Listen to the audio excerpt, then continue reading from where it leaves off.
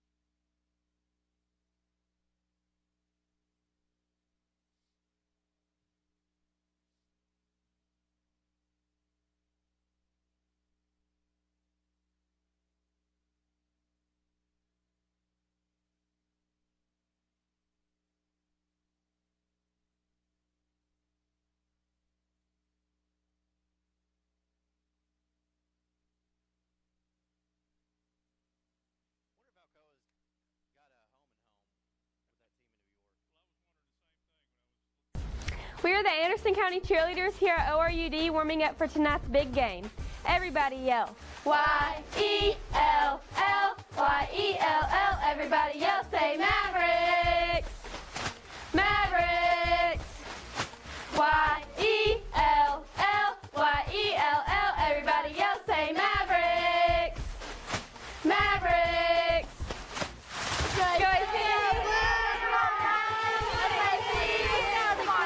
ORUD has exciting appliance incentives to offer your family. Buy appliances and get rewarded. It's as simple as that. Learn more about how much you can save at ORUD.org. You can save over $1,000 on your annual utility bills when you make the switch to natural gas for heating, cooking, and clothes drying. Natural gas is affordable, reliable, and safe. We are proud to offer our customers a product that saves money, provides consistent service, and is a clean energy source. ORUD is your one-stop shop. We sell and install gas appliances for our customers and make it easy to add to your bill with our 0% interest financing. ORUD is your affordable energy choice, so make the game-winning play by switching to natural gas this football season.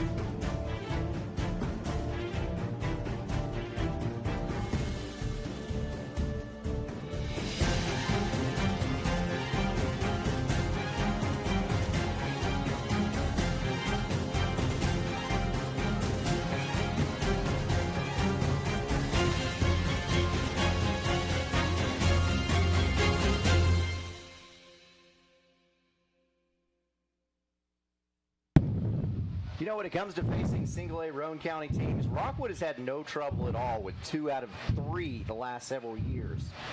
The one that's been a constant thorn in the Tiger paw has been Midway. For whatever reason, when Rockwood and Midway come together since 2016, all bets have been out the window. The two teams haven't played since 2020, but in that game it took overtime for John Webb's program to pull out the 36-35 victory. 2 years before that, the Greenwave opened the season with a 6-0 dub. The year before that, it was the Tigers who took a 41-40 nail-biter. And in 2016, Rockwood pulled out the 14-7 victory. Quite a bit has changed since the 2020 overtime thriller. Midway has a new coach in Justin O'Toole, who's in his second year at the helm. Rockwood has now been moved to single A, and the team doesn't have the likes of Dakota Waldo Jolly or Dryston Turner this time around. This game has seen drama, including the power shutting them off south of the river, causing a several-hour delay. Rockwood will be looking to get its first victory of the season, while Midway will look to match its win total from last year in just Game 3. Which team in green will prevail? We'll find out in just a moment on your OEB Law Game of the Week. Day or night, 24/7, someone will be there to answer and give you a free consultation. And get to work on your case immediately. Call 865-546-1111 or visit the website full of helpful information, rackanddoacheck.com. That's OEB Law. We welcome you to Rockwood High School for Week 3 action of high school football from BBB Communications. I'm Aaron Harvey with my cohort, a jack of all trades, a master of a few of them, Coach and Dr. Dan Shoemaker. Coach, two teams you've been able to coach against, so you can attest to their toughness. Why do you think this game has been so dramatic the last several years? Well, you know, for the last several years, the thing that they were playing for was pride. You know, each of these communities is proud of their tradition. They're proud of their ball clubs, obviously. And they're very invested in both of these programs. But now, because this is a district game, we've got a little more on the line this week. So I'm really interested in seeing the outcome. That's Coach Dan Shoemaker. We'll preview this game and take you around the area and let you know what else is going on. And we'll do it courtesy of Elaine Walden of East Tennessee Properties. Elaine can handle all of your real estate needs. She's gotten several years of experience and did just under $10 million in sales just last year alone. Want to buy? She's got you. Want to sell? She's got you. Trust Elaine Walden with your real estate needs. Give her a call at 423-619-6748. 423-619-6748. That's Elaine Walden of East Tennessee Properties. And this is the OEB Law Game of the Week.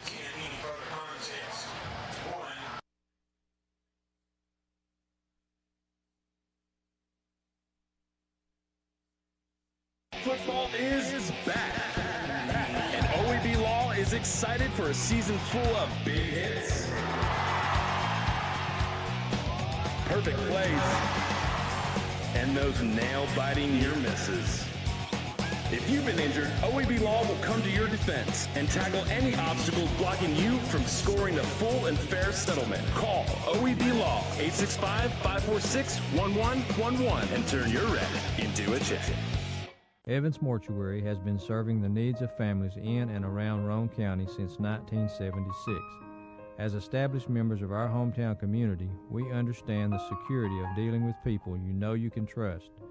We build our reputation on this trust. The Evans family appreciates the confidence the community has expressed in us over the years and will constantly strive to earn that favor. Evans Mortuary, 805 North Gateway. Patterson's Appliances has been helping families like yours find quality home appliances from trusted brands including Whirlpool, Maytag, and KitchenAid for over 55 years. Our knowledgeable appliance specialists know how to outfit your kitchen or laundry room with the right appliances to meet your needs. We service what we sell with our own in-house factory-trained service technicians, and for the DIYers, our parts department is always ready to help customers find the appliance parts they need. Patterson's Home Appliances, because we care. Here we go, Billy. Swing hard. As your local agent, I know you. I know every Saturday your son Billy plays Little League. We sponsor his team. And we know you love parking way too close to the field. That's why we tailor a unique policy for you and your car. Because sometimes something from out of left field can literally come from out of left field. That's simple human sense. Ask Griffin Insurance Agency in Kingston if auto owners make sense for you. Daniel Forrester has been trusted by Anderson County families for nearly 2 decades. Daniel has appeared in Anderson County Chancery, Circuit, Sessions, and Juvenile Court thousands of times over the past decade. A Rule 31 mediator, Daniel has been trusted to mediate hundreds of cases across Anderson County. A community leader, Daniel has worked closely with local officials to make Anderson County a better place. A conservative and dedicated husband and father, Daniel's faith has shaped his character and integrity. On March 5th, vote Daniel Forrester for Anderson County Chancellor.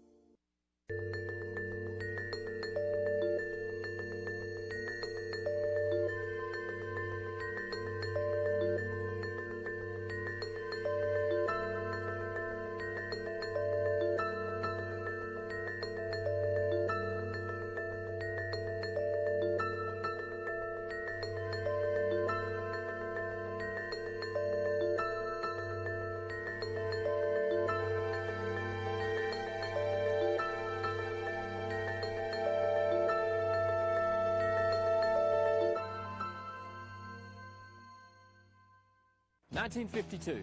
That's the year Hammers opened the first store in East Tennessee. Now there are 5 stores and there's always something new. Like in Hammers' popular ladies' boutique department, you'll find the lowest price possible on new arrivals every week.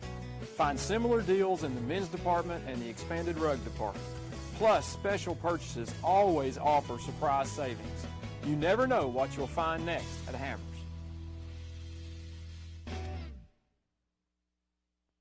Welcome back into the Elaine Walden of East Tennessee Properties pregame show. You know, if you're stressed out about the prospect of buying a home because you know you got to work with a realtor and you don't know who you can trust, let me tell you about Elaine Walden.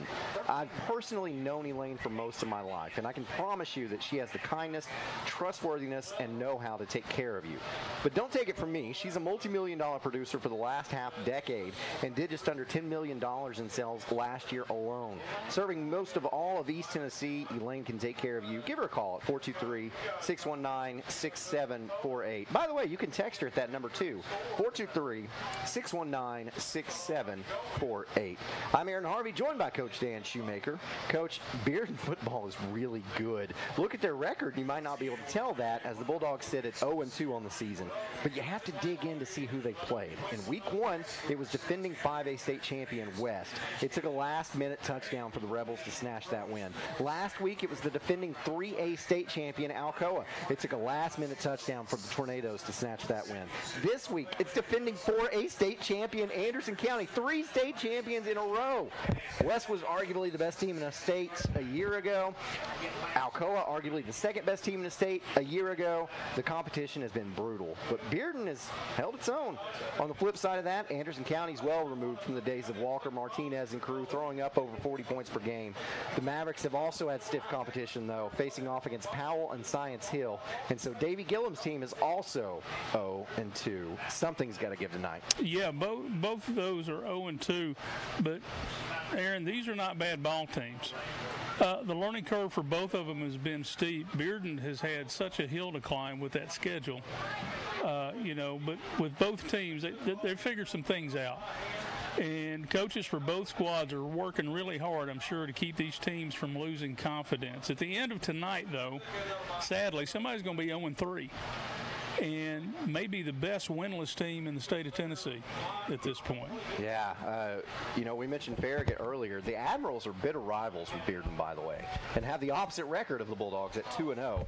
That record will be on the line tonight, however, when Eddie Courtney's program takes on Bearden's Week 1 opponent, West. The Rebels haven't lost in 17 tries and won this game going away a season ago, 40-21. What do you see in this one? I see this one being a little more competitive than last year. I think Farragut showed a little resilience last week, beating a good Powell team. But West has so many weapons in that arsenal. That's just such a good football team. I think it'll be closer than last year, but I think West wins this one going away. So on a quick note, Alcoa has a special team visiting in Blount County tonight. Tottenville High School is in town all the way from Staten Island in New York. It's a team that lost in the quarterfinals of its classification last November, but usually has a lot of talent. In fact, the 2022 version of the Pirates featured 5 starting freshmen, which is different than what folks are used to seeing up that way. 3-time Super Bowl champ Joe Andruzzi, who is an offensive lineman in the league between 1998 and 2006, is an alum. A team like Alcoa can get a team from right outside the Big Apple to travel down here. If you're going to that game, what would you be interested in seeing? Well, I'm reminded of a quote you had last week about Oliver Springs going to South Pittsburgh. When you said, when Ric Flair says, if you're going to be the man, you got to beat the man. And this is a great test for Alcoa. I heard an interview with their coach saying, hey, we're trying to schedule up as much as we can. Well, that's up in New York. That's way up. So it's going to be interesting. I had to do a little research. They are the Pirates, and they play in 4A in New York, whatever level that means. And I guarantee they've got some great athletes. This is their opening game. And Alcoa has 2 games under their belt. I expect it to be a high-scoring game, but my money's on Alcoa. So, in the spirit of Ric Flair, all I got to say is, woo! You see on the screen there, Alcoa 2-0 in the Class 3A rankings. So yeah, Alcoa, they've got a team coming in from out of the classification a little bit. Just a bit. So anyway, you are tuned in to our Lane Wald of East Tennessee pregame show, and we've got Rockwood at home tonight against Midway. Should be a good one. We will preview that coming up, but also talk a little bit more about what's going on in the area. When we get back, this is the Elaine Walden of East Tennessee Properties pregame show.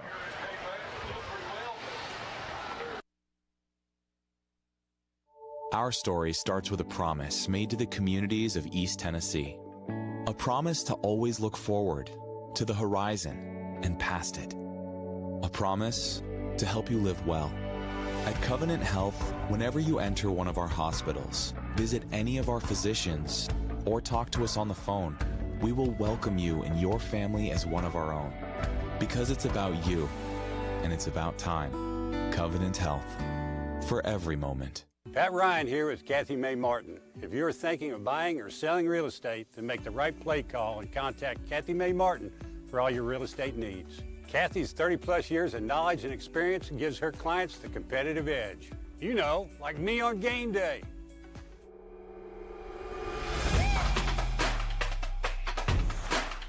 Kick is up and it's good. Kathy Mae Martin for all your real estate needs. On-Site Care in Kingston is accepting new patients. Nurse practitioner Candace Templeton has over 25 years of healthcare experience in offering management of chronic care conditions. On-Site Care offers free sports physicals for established patients. Plus, On-Site Care offers hormone replacement therapy with compounded pellets. And now On-Site Care welcomes Darren Wright, a board-certified family nurse practitioner who will be accepting new patients. Call 865-285-9588 to schedule an appointment at On-Site Care. A college degree can't be earned in just one day, but can be achieved by doing our best together, just one day at a time. From getting a great start with your Roane State Success Coach, to learning together in the classroom, accessing free tutoring in the Learning Center, and working one-on-one with your instructors. Together, we succeed, one day at a time. Oh, and free tuition helps. So apply at roanstate.edu now, and let's succeed together. Innovation is what allowed us to reach for the stars. And now, to reach for the ignition without changing your oil for what feels like forever. Introducing Oil Guard, a Ferris exclusive. This innovative Vanguard oil system lets you go 5 times longer between oil changes.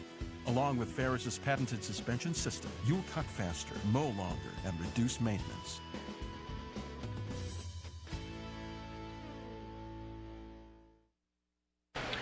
Welcome back to the Elaine Walden of East Tennessee Properties pregame show as we are about to take in the national anthem here at Rockwood High School. So we will join in for that. Now the playing of our national anthem by the Rockwood High School and Midway High School marching bands.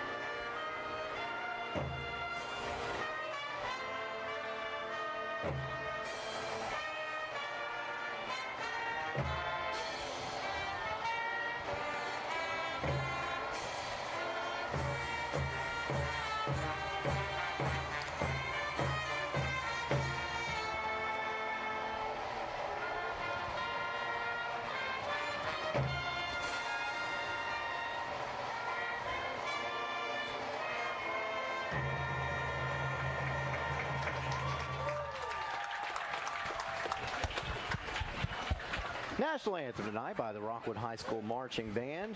Love marching bands, and that's something Roane County Schools, every one of them has one. So we're happy to hear from those. And we are back at Rockwood, and this is, oh man, this is so cool. This flyover that takes place here at Rockwood. You see this plane? That is a Rockwood student. Yes. And his name is Ryan Woody. He's a senior this year. And so you see that plane right there coming over here at Civitan Field. And that is a neat thing that Rockwood is able to do. Have a senior on in the school with a pilot license can fly a plane over the stadium.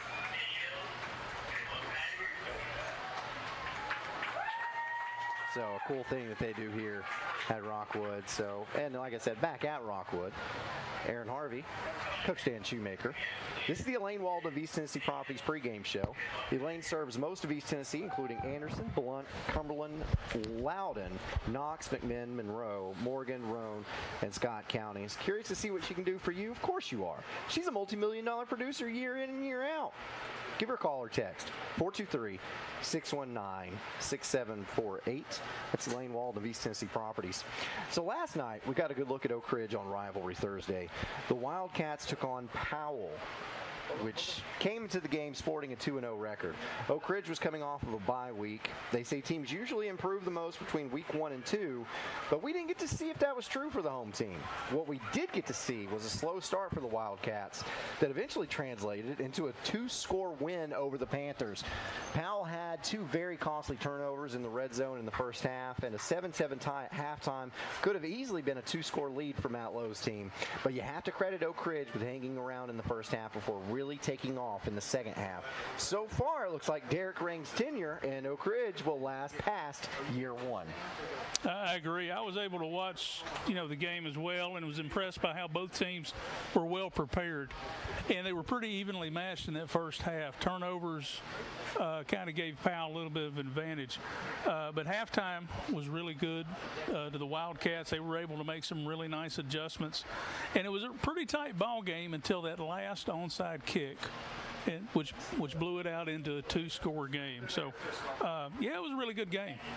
Oak Ridge played well. We got our first look at Kingston last week, and now the Yellow Jackets are 2-0 going into tonight. This will be the first real challenge for Brian Pankey and crew. The Meigs County coming up to make the trip up Highway 70. The Tigers had a bye week in Week 1 and picked up the 35-16 win over Hickson last week. Meigs County, typically a formidable program, sporting a winning record since 2005.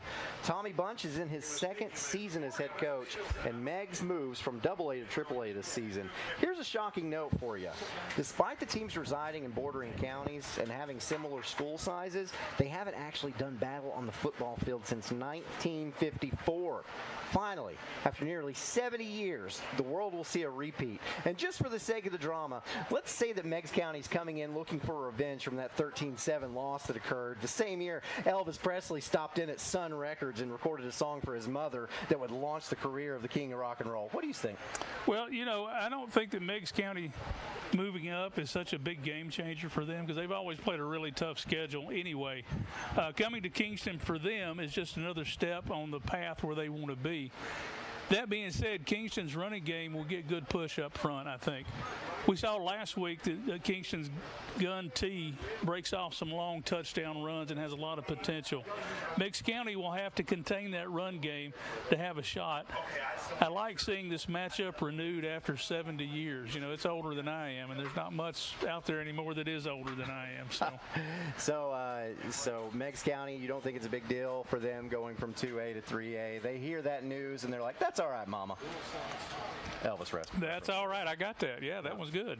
A game that has garnered quite a bit of attention in the past and has been a fun rivalry is Coalfield versus Greenback. The Cherokees won a state title in 2017 and a region title in the following 2 seasons. Since then, however, they can't even claim a winning record and have had 3 different head coaches. Tommy Clemmer is in his first year with the program, and he's hoping to change that, but it's been tough sledding so far. Clemmer had been an assistant with the program since 2015, so he's seen the best of times and the worst of times.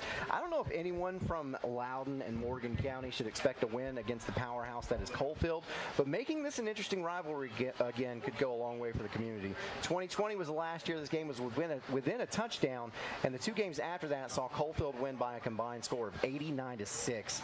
You've been there trying to build a program up to its potential. What does Greenback need to do tonight to show it's headed in the right direction? Well, I'm just going to say this. Greenback is a hard place to go play. That atmosphere is tough. It's one of the hardest crowds to deal with for a visiting team. Greenback's going to need all of that tonight. The home field mojo that they have may help them stay competitive for a while. But that being said, I think Coalfield will get on track and they'll roll again this week. They seem to have worked out the kinks between Week 1 and Week 2, and they beat a pretty good Oneida team last week. On the road, weather delays, and lots of rain. Coach Clemmer's team needs to stay focused, one play at a time, and tackle what's in front of them. If they don't do that, it's going to be a long night for the Keys. And I can connect that game with this game tonight, as on this Midway staff, longtime Greenback coach, Bill Satterfield. Yes. So how about that? Bill Satterfield, an assistant to Justin O'Toole. So tell you what, we've got a great one on the way for you. It is Midway here at Civitan Field to take on the Rockwood Tigers, and we will preview that game in a moment as soon as we get back. This is the Elaine Wald of East Tennessee Properties pregame show.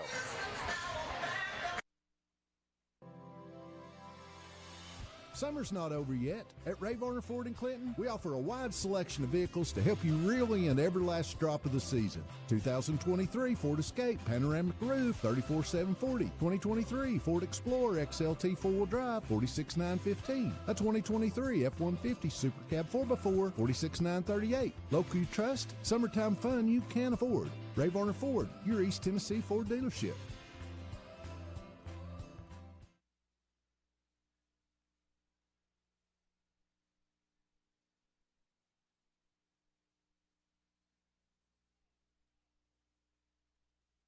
Energize your home with natural gas from ORUD, your affordable energy choice. See all the ways natural gas can improve your home by visiting one of the ORUD showrooms in Oak Ridge or Kingston. New gas appliances run more efficiently. They provide hot water when you need it, precise heat control for cooking, and can dry clothes in about half the time. Comfort you can feel. Savings you can use. ORUD Natural Gas.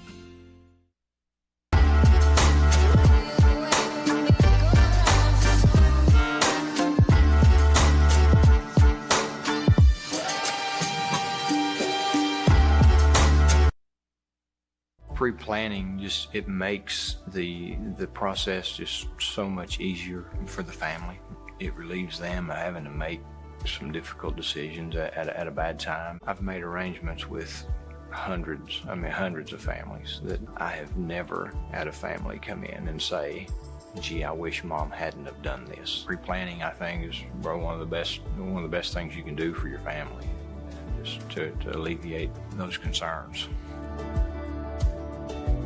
Football is back, and OEB Law is excited for a season full of big hits and those nail-biting near misses. If you've been injured, OEB Law will come to your defense. Call OEB Law and turn your wreck into a check.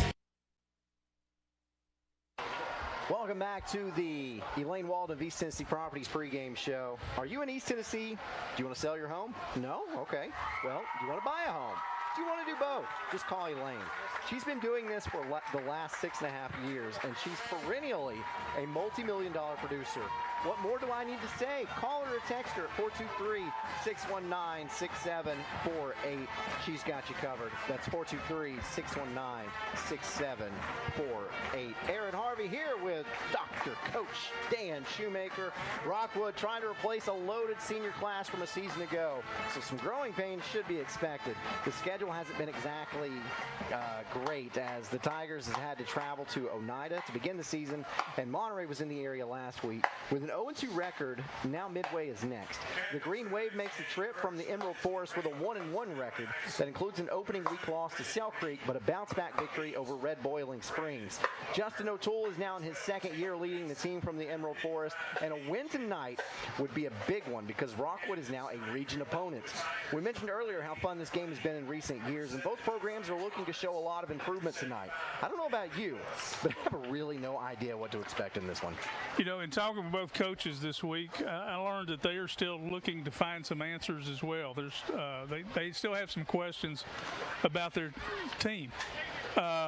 Both teams will start some underclassmen in some key spots, and that's always a question mark. You never really know how they're going to respond. Bear Bryant said it best, I think, when he said, you never know how a horse will pull until you hook him to a heavy load. Well, both these coaches are going to hook those heavy loads up tonight and see just what these young men will do. Both of these teams will look to run the ball primarily, but Midway will also throw on occasion to help open up the ground game. Quarterback Brennan Reed is a dual threat, having passed for almost 200 yards and rushed for just under 80 through 2 games. He may need his arm more in this one if Midway chooses to adopt what gave Oneida success against the Tigers in week 1. The Indians were held to 36 yards on the ground on 22 attempts, but passed for 278, including an 82, 59, and 40-yard score through the air. But a counterpoint to that is that Reed threw 4 interceptions in a week 1 loss to Sell Creek. Both teams have most likely looked to improve those weaknesses since week 1. You know, most teams, the biggest improvement is from week 1 to week 2. Usually, that's the way it is. But I suspect that both of these teams have had good weeks of practice, and they're carrying those improvements on into week 3. One wild card for this game, and I can't say this enough, is that this is now a region game, and it will have implications on the playoff picture later on. While we're only in week 3 in Region 2A, these games will set the stage for the playoff picture to come. As Midway gets set to run out, Rockwood will run its wing tee with Brody Webb, Hayden McClain, and Jaden Davidson getting the bulk of the carries. If you don't see a wing tee much, it can be difficult to play against as it relies heavily on misdirection and options. That said, it has to be well executed by the offense to be effective. And with new players getting used to carrying the load, one could probably understand Rockwood's early offensive struggles. Every team improves with reps, and John Webb knows how to make this thing go. As each week passes, this offense should get more and more in tune, and Midway will need to have that in the back of its mind. How hard is it from a defensive perspective to prepare knowing that each week of Rockwood film probably becomes progressively less valuable as more of the playbook can be used? Well, I know as a defensive coordinator for 12 years, the wing tee was my least favorite offense to prepare for. Tight line splits, stunts, and blitzes don't really work. There's a lot of misdirection, so aggressive linebackers are going to run out of the way. Waggle passes and screens. You know, once that playbook gets open, there's a lot of opportunities there. All right, so, Coach, quickly, let's give your do's and don'ts for this game. Rockwood do's, they have to get on track offensively. I think they need to get good push up front on both sides of the ball. They need to win special teams. Don't get into 3rd and long. They need to contain Midway's option game, and if Midway chooses to throw, they got to contain that. Midway, they're going to have to manage depth. They're short rostered. They need to stretch the field offensively, and they need to get Rockwood off schedule when Rockwood is on offense. And the don'ts, they need to avoid turnovers and don't allow Rockwood to have those long possessions. And it is time. We'll see how that plays out tonight as we get set for the Davis Funeral Homes kickoff. Davis Funeral Homes with 2 locations to serve you. Midway won the toss. They elect to receive and try to get the ball to bounce into the end zone. It does not. So it is picked up. Actually, I still think that should have been a touchback because the receiver. Did his foot go in? His foot did go in. We'll see this on the replay. I know it looked awfully close to me. He thought it would bounce in the end zone. It did. Well, he was right there looking at it. Well, starting on the 27. With a Hammers 1st and 10. So the Midway offense out there first. Rockwood in the 4-man front. Brennan Reed, the quarterback, with just a keeper up the middle. Picks up about 3 on the play. Nice, looked like a little inside handoff, Reed option right there. Handed it to the fullback, looks like. Actually, it was a direct snap. Was it? Okay. Yeah, came out in a little bit of a wildcat there, fooled us. So now Reed will line up under center. Here we go. A slot to the left. Single back in the backfield. Reed. Quarterback keep. Trying to run the option. Will keep it himself and dives past the original line of scrimmage. Maybe picks up another 2, which will bring up 3rd and about 5.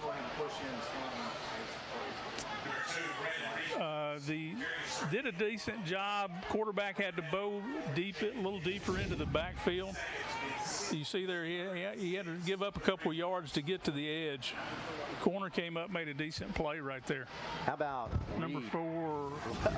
That's Jaden Davidson. Reed lowered his shoulder and plowed over that young man. So here's Reed.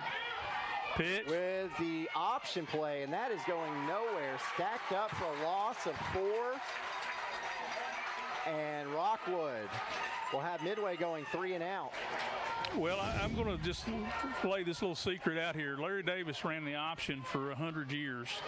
Larry Davis is the defensive coordinator for Rockwood this year. So if anybody knows how to jump on the option, he does. I'm sure they worked hard on that this week. Back deep to punt for Midway is Peyton Steele. Looks like Hayden Hicks back there deep to receive for Rockwood. Ooh, flat kick. Yeah, not a good punt at all. It will roll dead just past midfield. Right there at the midfield. That's about a 20-yard punt. Yeah, you want a little more than that. Now, there's no return. The good news is there's no return on that. But if you're Coach O'Toole, you would like to have a little more air under that punt. So Rockwood will have a Hammers 1st and 10. At midfield.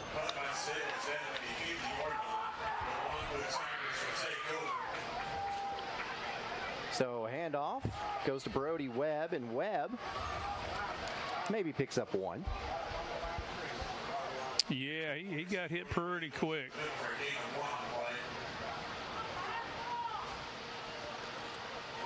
Yeah, I anticipate Midway to really hammer the fullback. Got good push on the left side, Rockwood did, but at the point of attack, Midway was really able to set that down. Hayden Hicks, the quarterback for Rockwood, takes the snap. Now he'll hand it off, and again stopped at the line of scrimmage. This is Jaden Davidson. Yeah, Riley Pryor from Midway was up behind the nose man. They had a little X stunt there and hit both A-gaps, and he really made a nice play right there. Got in behind the pullers and was able to hit the running back.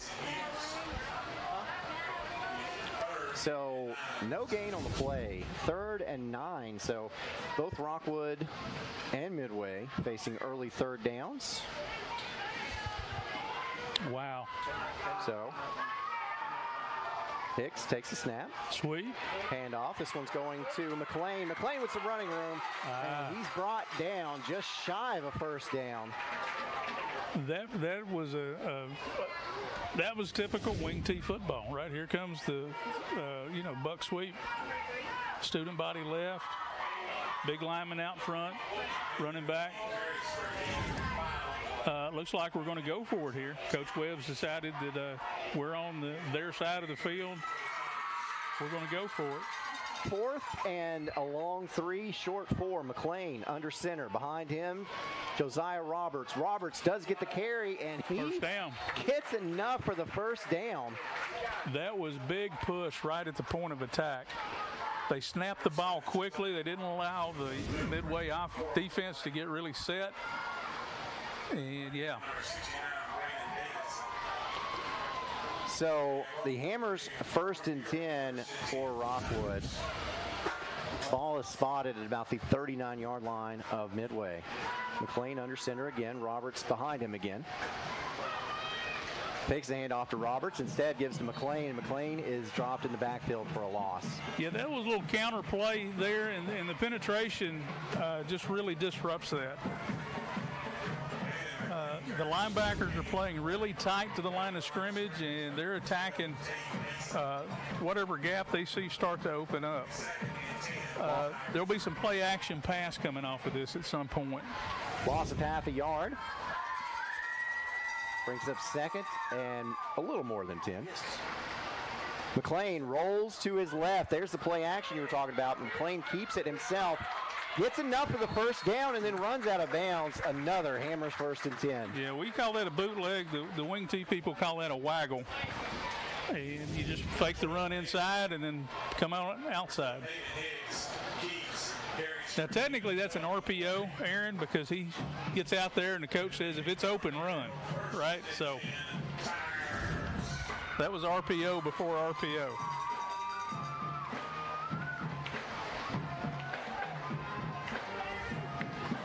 It's Hammers 1st and 10. McLean under center.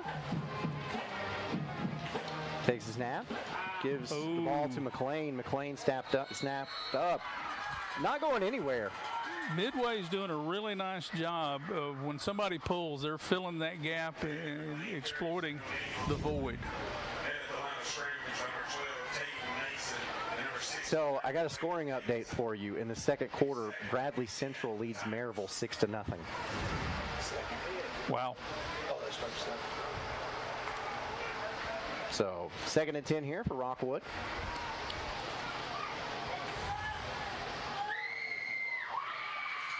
McLean with a hard count finally. Gets the snap off. And Brody Webb gets the carry. Little counter action inside. They were trying to motion out of the box to get a linebacker to bump out to, reduce the box count. But it really didn't happen. The corner kind of bumped out, but those linebackers stayed right there. Coach O'Toole's bunch has said, we're going to put 8 in the box and we're going to make you knock us out. Monterey did much of the same thing against Rockwood last week. McLean takes a snap from the shotgun position this time.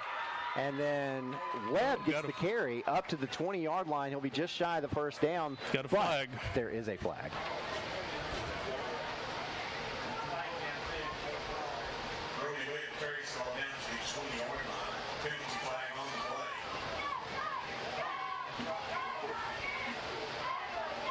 And we've got a hold.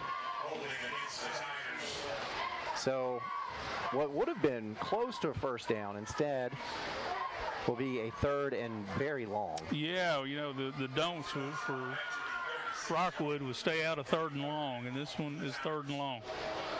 Yeah, it looks like it's going to be about 3rd and 16. Now, I do know this is probably 2-down territory because the last time he went for it on 4th down. It's true. So he's got 2 downs to make up 16 yards. But timeout. Coach Webb wants to talk about it, see what he wants to draw out. This timeout brought to you by Patterson's Appliances. Follow them at Facebook for appliance specials, job postings, and more.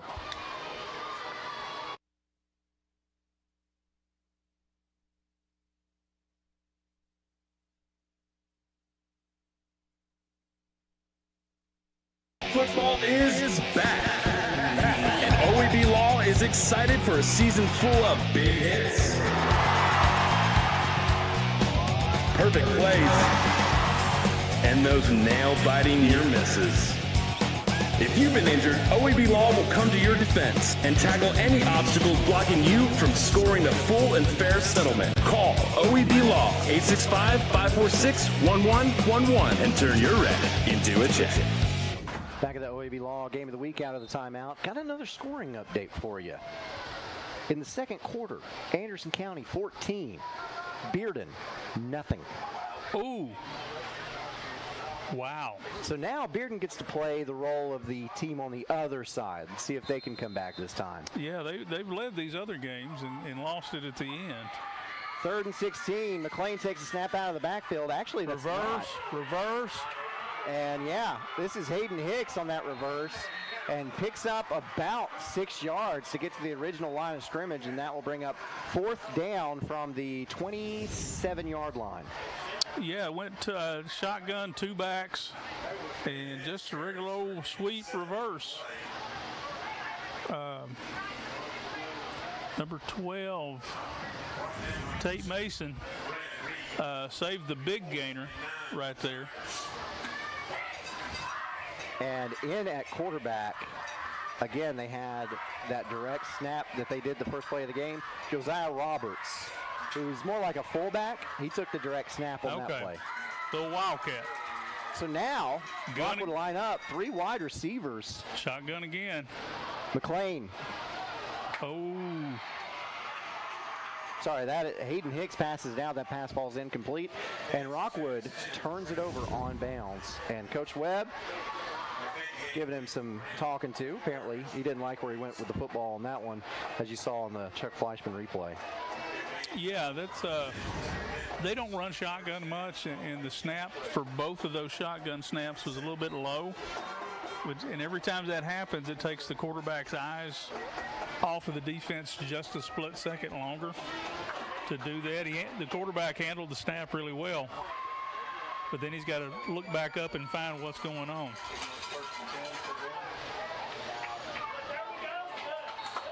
Midway on this, Hammers 1st and 10, and it is blocked up the middle and stopped in the backfield. Yeah, that was quarterback just ran option, opened the left, dive back comes off the guard's hip, and in takes it and closes down on the fullback. We played about 8 minutes in this first quarter, and all the plays have taken place about this part of the field. Little power move right there. Yeah, Reed handoff up the middle to Buckner, and Buckner gets over the original line of scrimmage, but not much more than that. It'll be 3rd and long. The tail motion, the back came in tail motion, then popped himself up to insert there about B gap, I guess, is where he lined up to give you that extra blocker. Rockwood handled it. You gotta wonder if Reed doesn't start throwing soon. I almost would lay odds that this one is going to be in the air. McLean under center. 2 wide receivers to the near side of the field. McLean fakes the handoff. Now he's going to keep it on a quarterback sweep, and he's buried down by Alex Norton. Wow, good closing speed there by Norton. Good closing speed. Now the end come the edge. Whoever set the edge here? Who sets the edge? Well, it was Norton set the edge. Yeah. Yeah, Norton set the edge, and and just closing speed. I like seeing that Chuck Fleischman replay. He was trying to get out, and it was Norton was reaching for him, and he slapped his hand down like, hey, get away, get away, get away. It didn't work. So now into punt for Midway is Peyton Steele, and we've got whistles. Let's see what they got. That was a better punt. Midway is going to take a timeout, though, which negates that better punt. This timeout brought to you by Patterson's Appliances. Quality appliances from brands like Whirlpool, Maytag, and KitchenAid. Evans Mortuary has been serving the needs of families in and around Roane County since 1976. As established members of our hometown community, we understand the security of dealing with people you know you can trust. We build our reputation on this trust. The Evans family appreciates the confidence the community has expressed in us over the years and will constantly strive to earn that favor. Evans Mortuary, 805 North Gateway.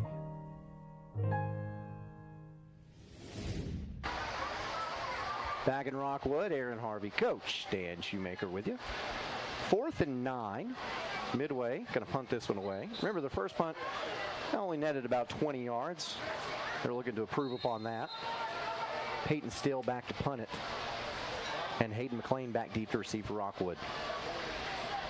Snap. This punt is away. That one's a lot better. Better punt. And better results. Better roll. It'll stop dead at about the 38-yard line, and that's where Rockwood will take over with a Hammers 1st and 10. Yeah, hang time on that one was a lot better. They got out and they covered, forced the fair catch. But then the ball hits the ground and rolls. And, you know, it's like in my golf game, right? You know, what goes through the air is really good, but I need that roll to hit the cart path or something to give me that extra distance.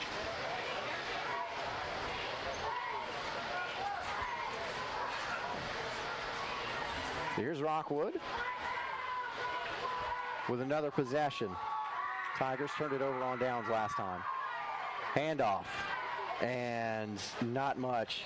Josiah Roberts. Staying with the shotgun, and Midway is staying with 8 men in the box. Rockwood is going to have to stretch the field to take advantage of that. I think sweep's probably good. Anything to get the ball to the edge, I think, would be good for them at this point. Yeah, that line is not getting much push at all. And as you alluded to, Midway loading the box. Handoff up the middle. And this is Brody Webb, and Webb gets some positive yardage. Nice little trap, fullback trap. Quarterback has a little counter spin, so the linebackers are going to run out and attack that, and they just got the little crease inside. Coach's boy picking up about 7 yards. Will bring up 3rd, about 3. Quickly to the line. Handoff goes to Webb. Webb has enough. Straight ahead. 1st and 10.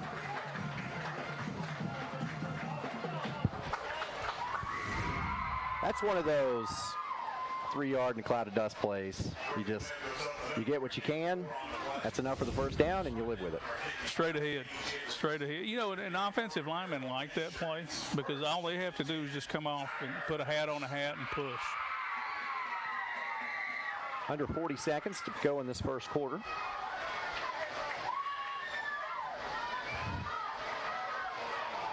Up the middle, and no push there for Roberts, and no gain will bring up 2nd down, and that might be the last play of this first quarter. We'll see.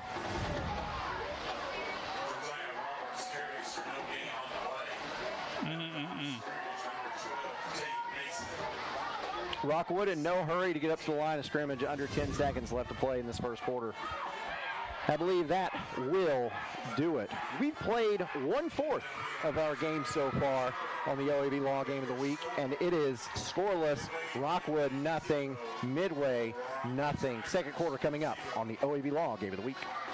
Patterson's Appliances has been helping families like yours find quality home appliances from trusted brands including Whirlpool, Maytag, and KitchenAid for over 55 years. Our knowledgeable appliance specialists know how to outfit your kitchen or laundry room with the right appliances to meet your needs. We service what we sell with our own in-house factory-trained service technicians, and for the DIYers, our parts department is always ready to help customers find the appliance parts they need.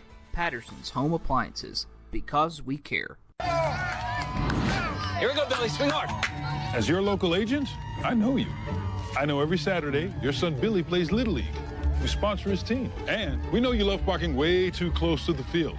That's why we tailor a unique policy for you and your car. Because sometimes something from out of left field can literally come from out of left field. That's simple human sense.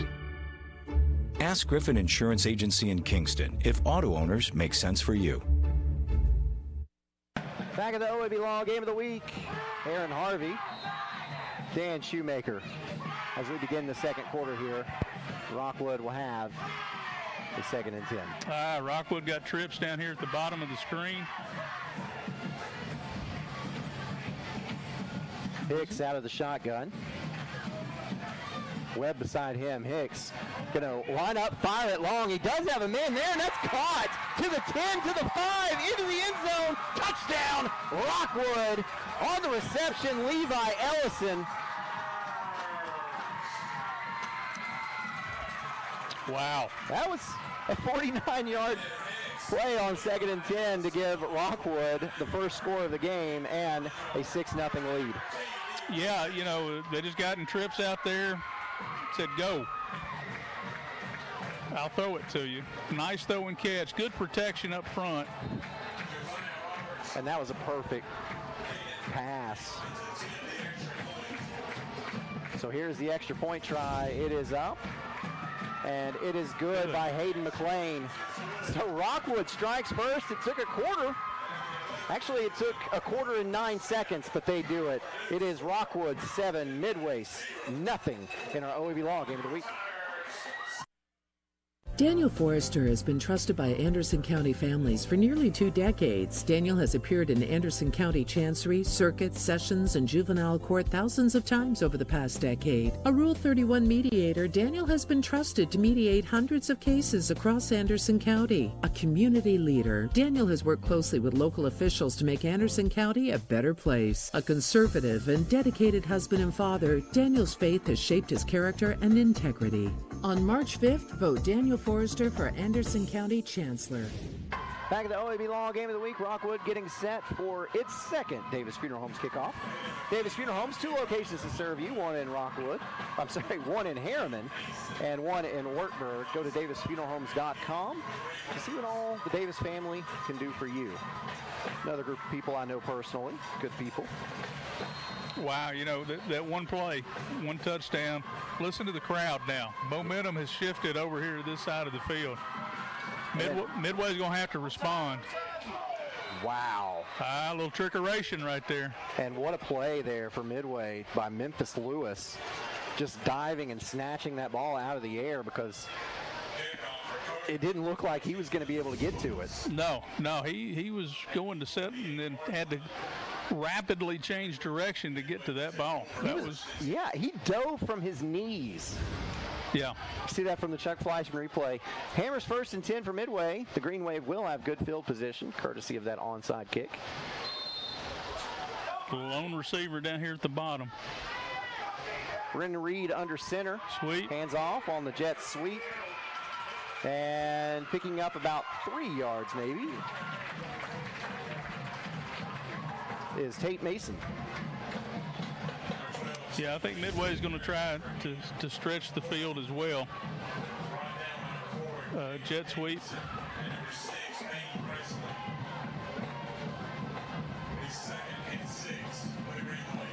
Actually picked up 4 yards on the play.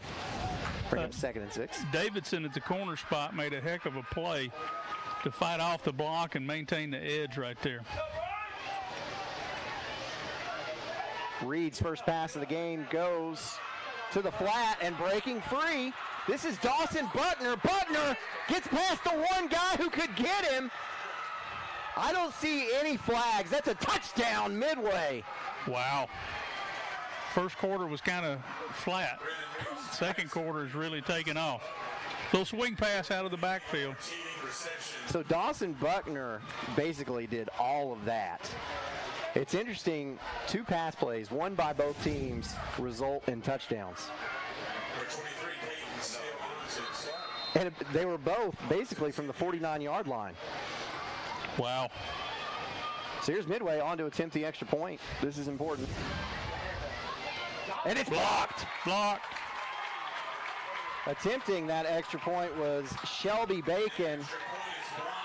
And so Rockwood maintains the lead. It's the Tigers 7, Midway 6. What do we got? A shootout all of a sudden on the OEB Law Game of the Week.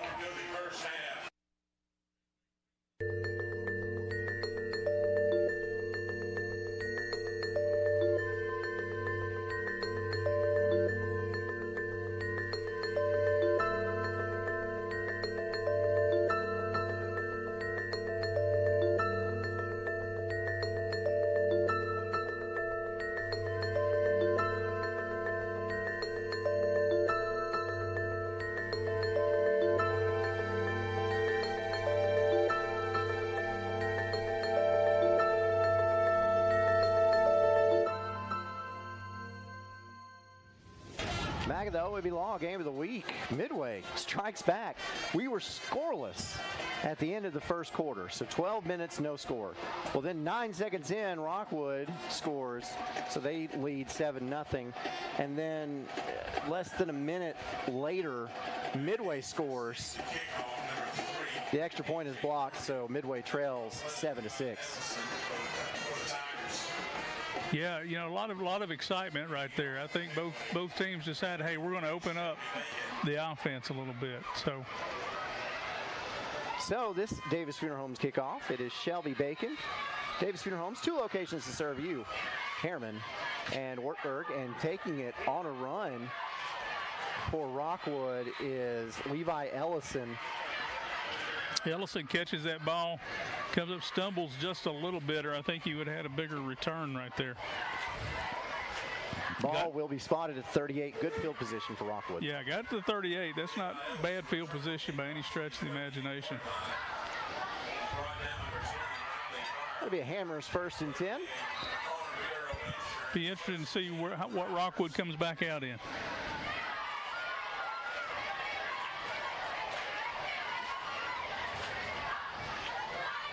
Well, we mentioned Rockwood played Oneida to start the season. Couldn't get anything going on the ground, but they threw for about 280 yards. So that is a weakness for this Rockwood defense. Here's the pitch out, and that goes to Peyton Presley, and Presley is stopped in the backfield for a loss. Yeah, that's a quick pitch. A little slow to develop, allowed the defense to run to that. You'll see on this Chuck Fleischman replay.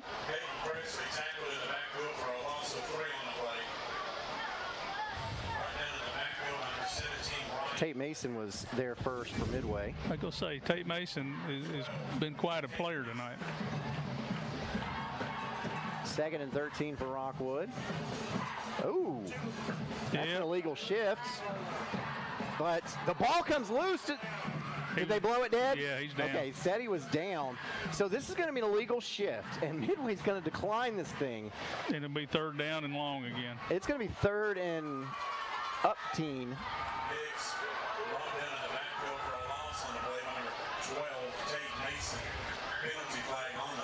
Here's the illegal shift call. And he's going to do something similar to let you know that it was declined. A similar motion with his arms there. Illegal shift. Yeah, those look the same. Yeah, this is 3rd and way long. This is like 3rd and Cardiff. We're going to go up to Cardiff now. I don't know where Cardiff is, but figured it's a good ways away. Yeah, it's up almost to the Roane, or almost to the Harriman Rockwood city line there. Okay. That makes sense then. This used to be on Cardiff line. So now Rockwood with trips again, and they don't have it. Midway doesn't have enough defenders to cover 3 wide receivers. We'll see what happens. Again, Hicks is going to go long, and it's intercepted. They're not going to say that he was out of bounds, so here's Midway on the return. Now we got a flag. Peyton Steele with the interception, and there is a flag. There's a lot to sort out here. I thought he stepped out of bounds, but now if his foot was out of bounds when he possessed the ball, that means. So we got a crackback block on Midway. And that's a 15-yard penalty. Well, let's just look at this Chuck Fleischman replay, see if we can make sense of this thing. So there's the pass. Oh, he was. Yeah, and then his foot was out of bounds at the. On the line. So if you call that out of bounds right there, then likely there's not a crackback block. Personal foul, helmet to helmet against Midway on the play. Wasn't much of a crack. So instead, it'll be Hammers first and down at about the 42. So Midway lost about 7 yards because of that. Fullback straight ahead. This was just a regular midline give kind of thing. Good for maybe 2 yards. Yep, not much there.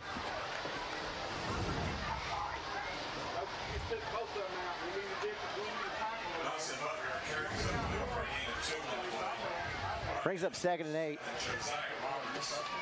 Reed comes up. Single back in the backfield. Two wing backs. One of those in motion. And we'll get the jet sweep. That's Dawson Buckner. Buckner turns it upfield and gets close to a first down. He'll be, looks like, a yard shy. Yeah, he's quick. Yeah, that's the guy that had the touchdown earlier. Yeah, Buckner is quick.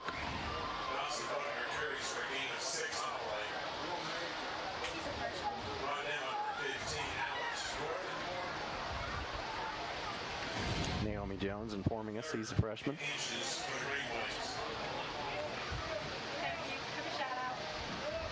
Third and a couple inches. Not much at all. Yeah, that is so short there. So Reed under center. Oh, fakes the handoff up the middle. Instead, he's going to toss it out to Buckner. Buckner with some running room. Got a hold here on the edge. Oh, that is brutal. Yeah.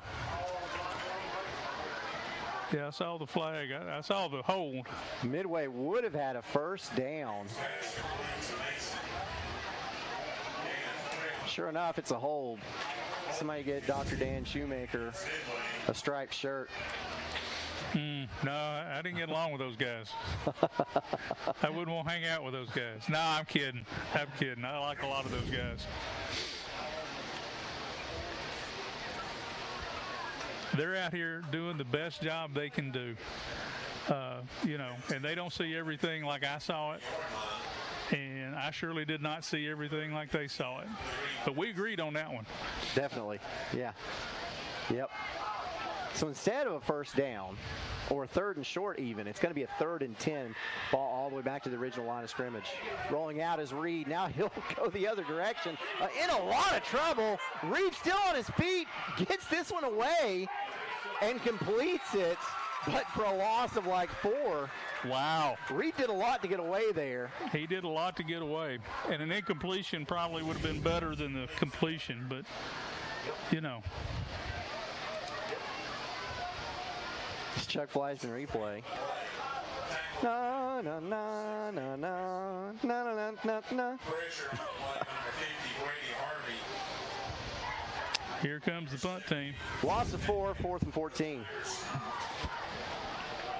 You know, after the turnover, the defense did a pretty good job there with the help of the penalty, getting the stop and getting negative yardage here.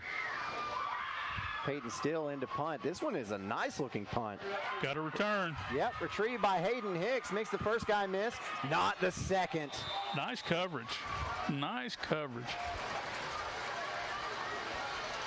So now Rockwood will be backed up to the 24-yard line with the Hammers 1st and 10. They had the return set up, but the punt was high enough and the coverage was able to get down and corral that. So I'll give you the latest scores that I have. Bradley Central at halftime leads Maryville 21-3. In the second quarter, Anderson County Bearden tied at 14.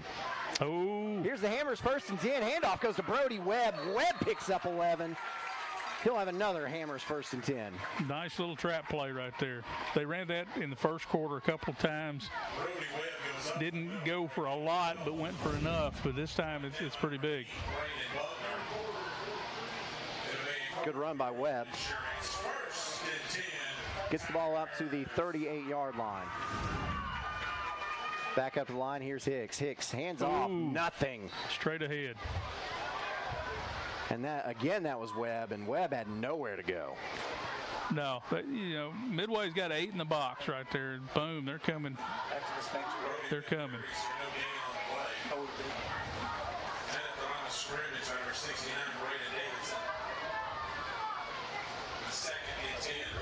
So second and long for Rockwood. Almost halfway through the second quarter.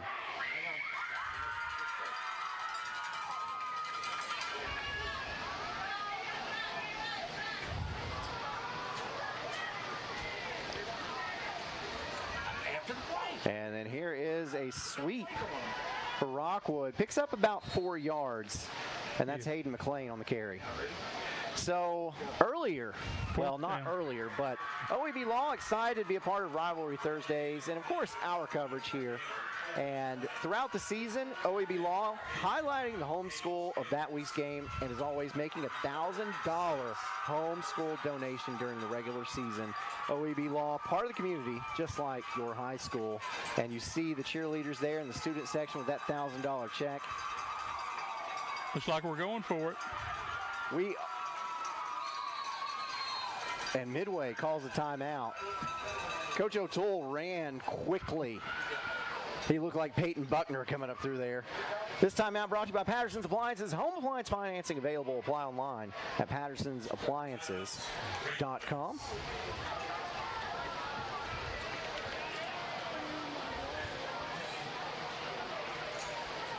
And we would like to invite you to Rocket on the Ramp. And that's taking place tomorrow from 3 p.m. until dark. They're going to have fireworks at dark. It's going to be at Tom Fuller Park. So everybody invited to that Labor Day celebration.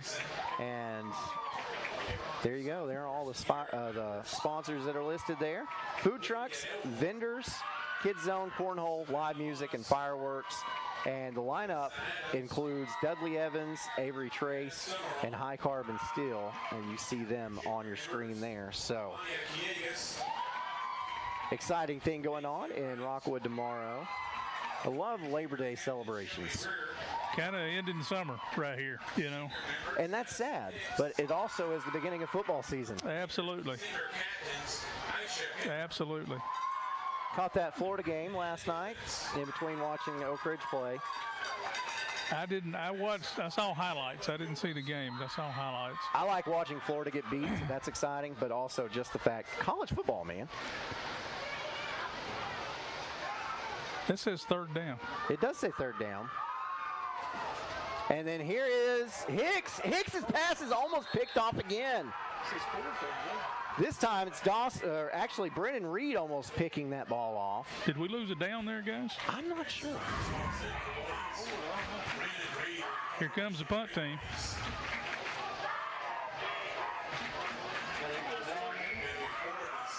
Well, Brennan Reed cannot come up with that interception. Number 23, Peyton Steele. And number 2, Brandon Reed, deep for the Greenwave to receive the punt. 2 deep for Midway. Josiah Roberts with the punt for Rockwood. I believe that's his first punt tonight. That is the first punt. Good coverage. Got a good Midway roll, and it will roll dead at the 20-yard line. So about a 36-yard punt there. And that is where Midway will take over with a Hammers 1st and 10. A little over 5 minutes to go. I'm going to tell you, the weather this week was much better than the weather last week. Oh, yeah. I've enjoyed the more temperate temperature here in the press box. I'm still on my first bottle of water, so, you know, a lot better this week.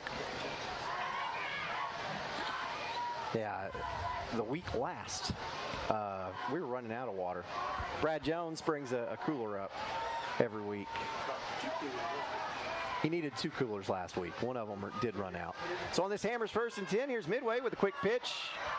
And that is Tate Mason getting up a really nice gain on that play. Pick up the first down. That play was jammed at the point of attack because it's option, fullback, pitch, boom. And he's just quick as a hiccup right there. He knew he was going down, too, so then he Superman dove to get a little bit extra yardage that he could. So this hammer's 1st and 10. Ball spotted at the 31. Reed hands off up the middle. Nothing do it that time for Buckner.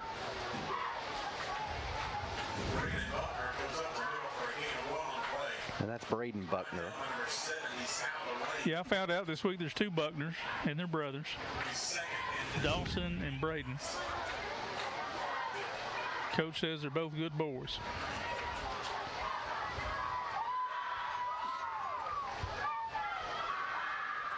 Fumble on the ground. Rockwood says they have it. They don't. Nope. Josiah Roberts ripped it away. I believe it was just Brennan Reed went down and got it after that. Yeah, so he's clearly down. And then Roberts is like, give me that. Hey, that's ours. Yeah, when that official holds up 3 fingers to tell you 3rd down, you didn't get it. So. You know, if you do that on the bottom of a dog pile when an official can't see it, yeah, you might get that. You might get it. Here's Buckner on the carry. Not much there, and that'll bring up 4th down for Midway.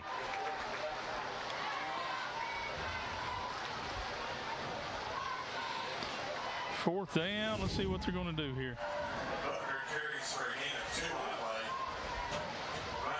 Looks like we're punt team's coming in.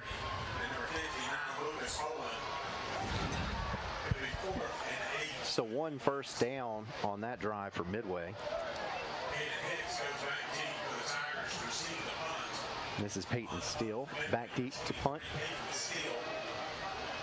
For the Green Wave, Hayden Hicks set to receive for Rockwood. Snap. Punt is away. Came for the block that time. That is a pretty good punt, too, and it will take a Midway bounce. And will roll dead at the 30-yard line. Right at the 30. Of Rockwood. Now, if James Gibson were here, like he were last year, he would have said, you have got to catch that. Because when you don't, you lose yardage. And it wasn't a lot.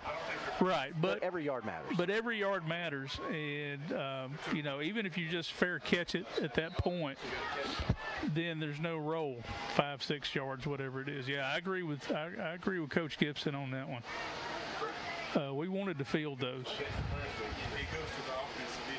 Was hoping to get Coach Gibson down here.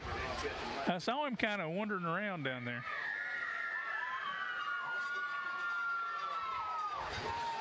Here's Hayden Hicks under center, fakes the handoff, and now on a cross play, and that is A.J. Darby, and Darby is dropped around the line of scrimmage. This team's not giving up much. No, Midway, I'm going to tell you what now. Midway is fighting hard. By the way, that wasn't Coach Gibson that you saw earlier. That was an imposter. Was it? Okay. Yeah, because I texted him and I told him to get up here and talk to us. He said, I'm at home. Uh-oh. He's got a doppelganger running around. 2nd and 10. Here's Hicks. Takes the handoff to Webb. Now rolls out. Throws this pass incomplete. Trying to get Noah Walden that time. Yeah, typical, you know, play action, fullback. And then trying to throw the route. Really wasn't anything there open. Yeah, actually, he overthrew his target. It was in the area.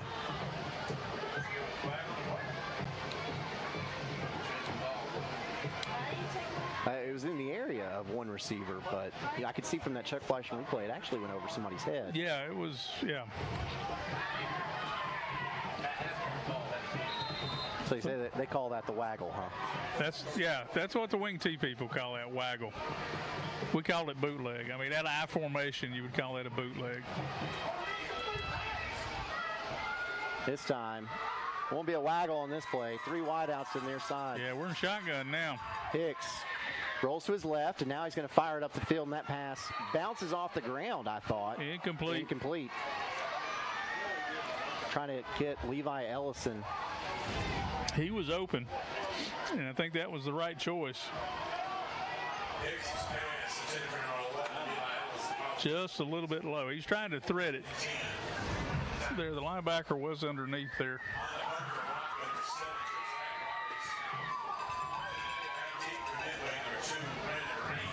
So Josiah Roberts in to punt this one away. Ooh, nice spiral.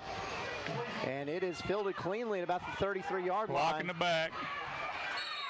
And then a pretty good return, but as you said, there's a flag. And that was Peyton Still on the return. Yeah, nice kick, nice return. Fielded the punt very well.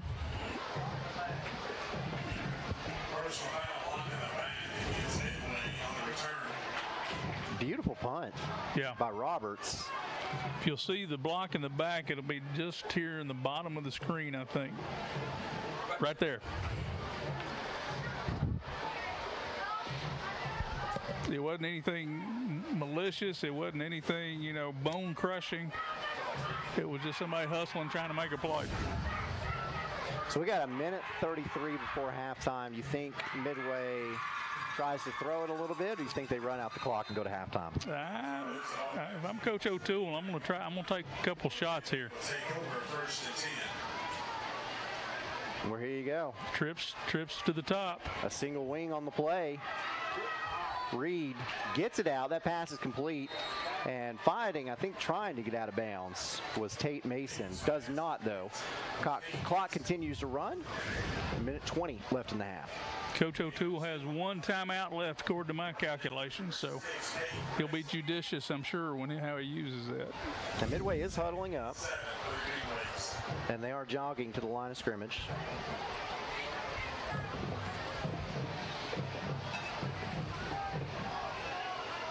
Reed under center, Braden Buckner in the backfield.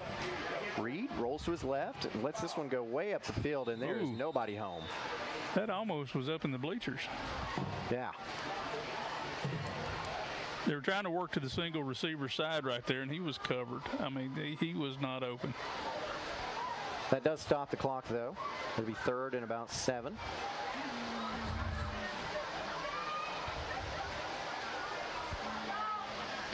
See what Midway does here.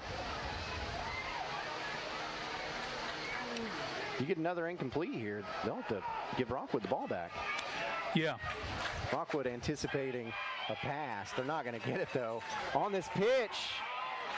And looking to get upfield, nothing there. A good loss on the play. And that's Tate Mason.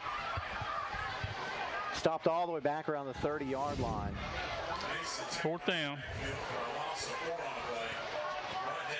And Coach Webb not going to take a timeout. No, he's content to get in at half with the lead. The play clock and the game clock are just about identical. The initial pressure by number 70, Skylar Lane on the play. It'll be 4th and 7. I can't tell. I think maybe the play clock is just ahead of the game clock, but not by much. They are basically identical. And Rockwood's going to take a timeout. I guess maybe they go all in for a block here. That might be the thought process. Even if let's say you do go the block and you rough the kicker, it's not going to kill you because, there's hardly any time left. Well, this timeout brought to you by Patterson's Appliances. Home appliance financing available. Apply online at pattersonsappliances.com. 1952. That's the year Hammers opened the first store in East Tennessee. Now there are 5 stores, and there's always something new. Like in Hammers' popular ladies' boutique department, you'll find the lowest price possible on new arrivals every week. Find similar deals in the men's department and the expanded rug department. Plus, special purchases always offer surprise savings. You never know what you'll find next at Hammers.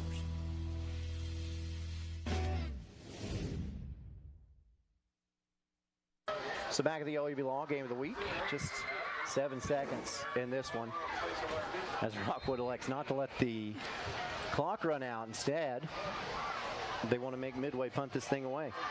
Peyton Still will do just that.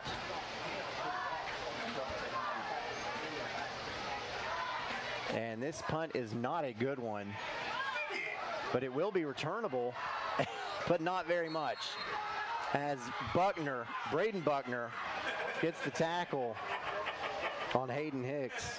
1.5 seconds left.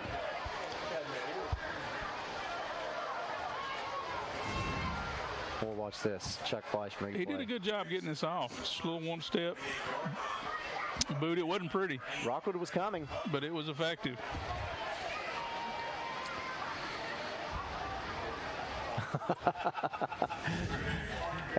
Hicks tried to draw a penalty.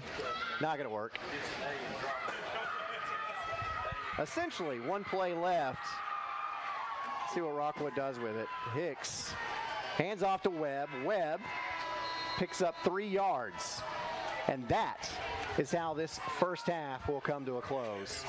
We didn't have a lot of offense. Then we had a bunch of offense. Then we didn't have a lot of offense again. And that's where we are in this one. Rockwood leads it at halftime over Midway by a score of 7-6 on your OEB Law Game of the Week. Rockwood Tigers, 7.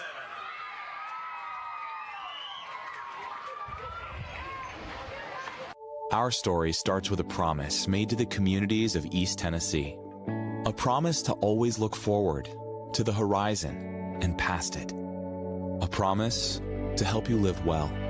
At Covenant Health, whenever you enter one of our hospitals, visit any of our physicians, or talk to us on the phone, we will welcome you and your family as one of our own. Because it's about you, and it's about time. Covenant Health, for every moment.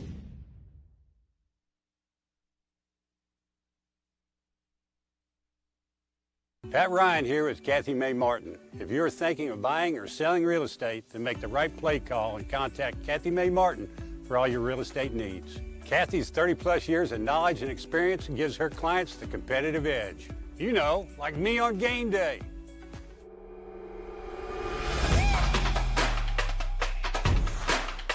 Kick is up and it's good. Kathy Mae Martin for all your real estate needs. On-Site Care in Kingston is accepting new patients. Nurse practitioner Candace Templeton has over 25 years of healthcare experience in offering management of chronic care conditions. On-Site Care offers free sports physicals for established patients. Plus, On-Site Care offers hormone replacement therapy with compounded pellets. And now On-Site Care welcomes Darren Wright, a board-certified family nurse practitioner who will be accepting new patients. Call 865-285-9588 to schedule an appointment at On-Site Care.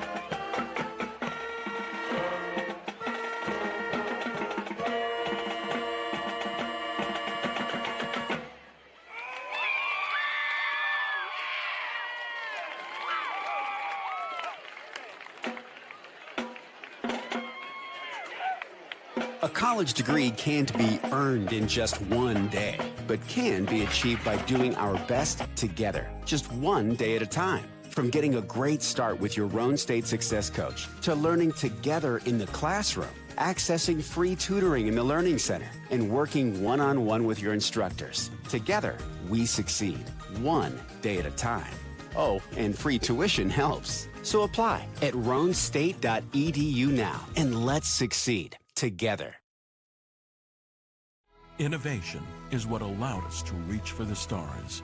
And now, to reach for the ignition without changing your oil for what feels like forever. Introducing Oil Guard, a Ferris exclusive.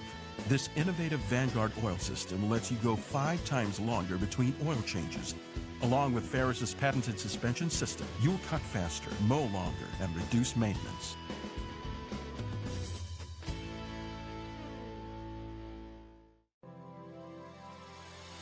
Summer's not over yet. At Ray Varner Ford in Clinton, we offer a wide selection of vehicles to help you reel in every last drop of the season. 2023 Ford Escape Panoramic Roof, $34,740. 2023 Ford Explorer XLT 4-wheel drive, $46,915. A 2023 F-150 Super Cab 4x4, $46,938. Local you trust, summertime fun you can afford. Ray Varner Ford, your East Tennessee Ford dealership. Energize your home with natural gas from ORUD, your affordable energy choice. See all the ways natural gas can improve your home by visiting one of the ORUD showrooms in Oak Ridge or Kingston. New gas appliances run more efficiently. They provide hot water when you need it, precise heat control for cooking, and can dry clothes in about half the time. Comfort you can feel. Savings you can use. ORUD Natural Gas. Pre-planning it makes the process just so much easier for the family. It relieves them of having to make some difficult decisions at a bad time. I've made arrangements with hundreds of families that I have never had a family come in and say, gee, I wish Mom hadn't have done this. Pre-planning, I think, is one of the best things you can do for your family, just to alleviate those concerns.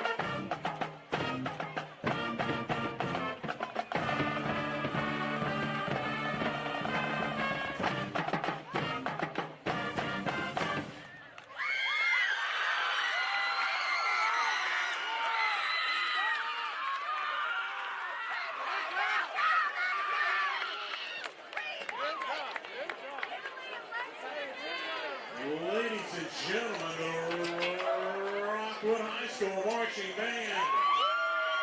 Football is back, and OEB Law is excited for a season full of big hits and those nail-biting near misses. If you've been injured, OEB Law will come to your defense. Call OEB Law and turn your wreck into a check.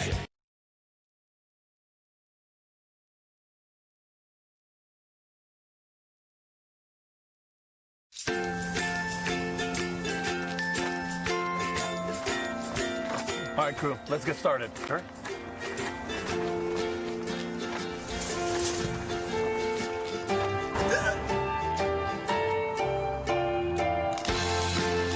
Don't ignore the law. You must call 811 at least 2 to 3 days before any digging project so you can avoid hitting our essential buried utilities. For digging projects big or small, make the call to 811.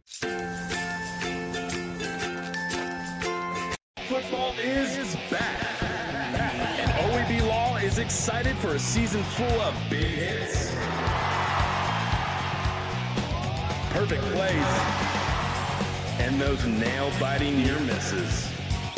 If you've been injured, OEB Law will come to your defense and tackle any obstacles blocking you from scoring a full and fair settlement. Call OEB Law 865-546-1111 and turn your wreck into a check.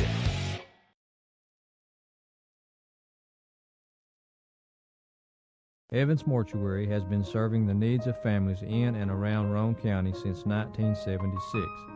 As established members of our hometown community, we understand the security of dealing with people you know you can trust. We build our reputation on this trust. The Evans family appreciates the confidence the community has expressed in us over the years and will constantly strive to earn that favor. Evans Mortuary, 805 North Gateway. Patterson's Appliances has been helping families like yours find quality home appliances from trusted brands including Whirlpool, Maytag, and KitchenAid for over 55 years. Our knowledgeable appliance specialists know how to outfit your kitchen or laundry room with the right appliances to meet your needs. We service what we sell with our own in-house factory-trained service technicians, and for the DIYers, our parts department is always ready to help customers find the appliance parts they need. Patterson's Home Appliances, because we care. Here we go, Billy. Swing hard.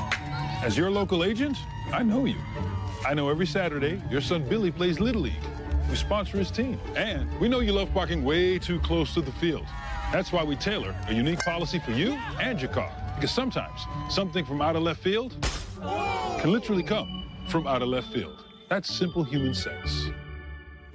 Ask Griffin Insurance Agency in Kingston if auto owners make sense for you.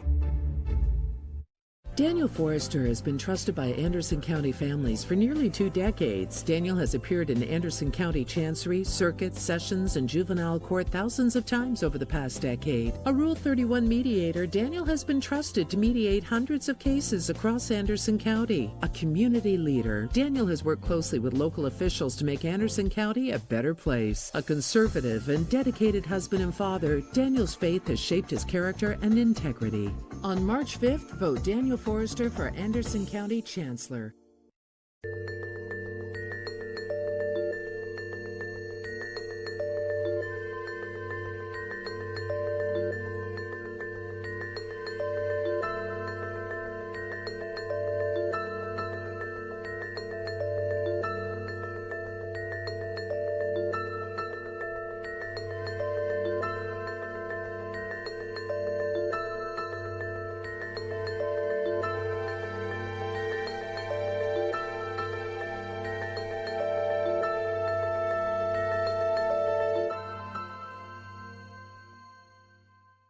$1952. That's the year Hammers opened the first store in East Tennessee. Now there are 5 stores and there's always something new. Like in Hammers' popular ladies boutique department, you'll find the lowest price possible on new arrivals every week. Find similar deals in the men's department and the expanded rug department. Plus, special purchases always offer surprise savings. You never know what you'll find next at Hammers. Our story starts with a promise made to the communities of East Tennessee. A promise to always look forward, to the horizon, and past it. A promise to help you live well. At Covenant Health, whenever you enter one of our hospitals, visit any of our physicians, or talk to us on the phone, we will welcome you and your family as one of our own. Because it's about you, and it's about time. Covenant Health, for every moment. Pat Ryan here with Kathy Mae Martin. If you're thinking of buying or selling real estate, then make the right play call and contact Kathy Mae Martin for all your real estate needs. Kathy's 30-plus years of knowledge and experience gives her clients the competitive edge. You know, like me on game day.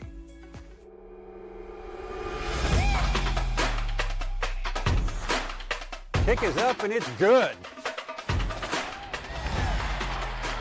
Kathy Mae Martin for all your real estate needs.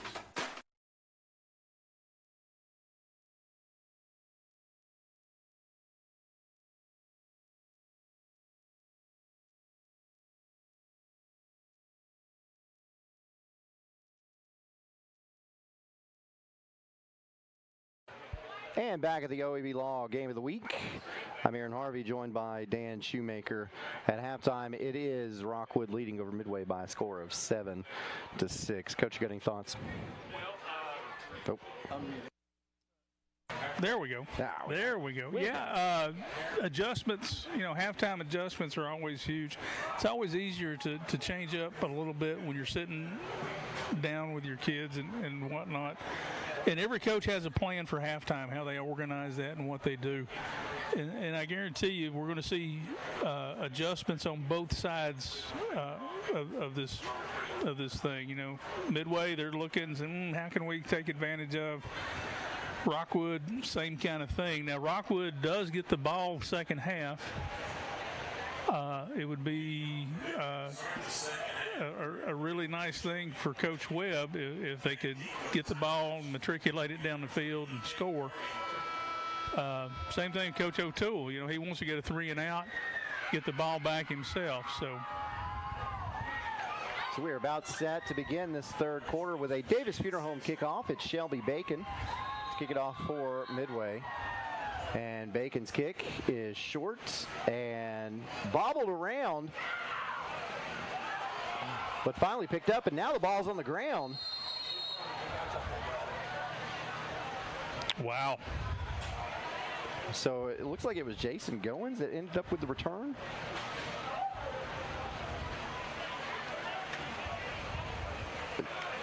Oh.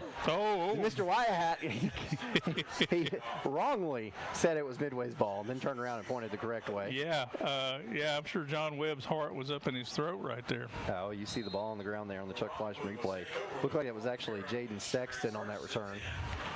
Or no, I got it wrong again. It looked like it was Landon Clark. I'll get it right here eventually. Hammers first and 10. Ball 37-yard line. Hicks under center. And then on a sweep for Rockwood, it's A.J. Darby, and Darby goes way wide. And he's going to lose, about 5-6 yards. Yeah, that was and we've got a player down. Keep going wide, trying to get to the edge, and Midway never let him get to the edge. So they spot the ball at the 27-yard line. That's a loss of 9. We'll bring up 2nd and 19. But you see this Chuck Fleischman replay. Tate Mason was back in the backfield again, wreaking havoc. And Riley Pryor was the young man who made this stop, and also the young man who was injured on the play. So while we have a moment, we do have some scores of interest. Anderson County went up on Bearden 14-0 to begin their game. That game is in Bearden, and the Bulldogs have since scored 4 straight times. That scored 28-14 at halftime. So we were wondering how that would go. So I'll tell you what, while they're tending to the injured player, we will take a break. This is the OEB Law Game of the Week.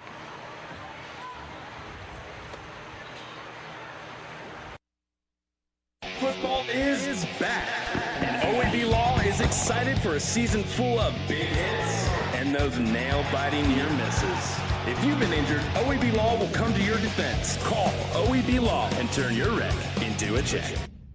All right, So after that short break, welcome back to the OEB Law Game of the Week.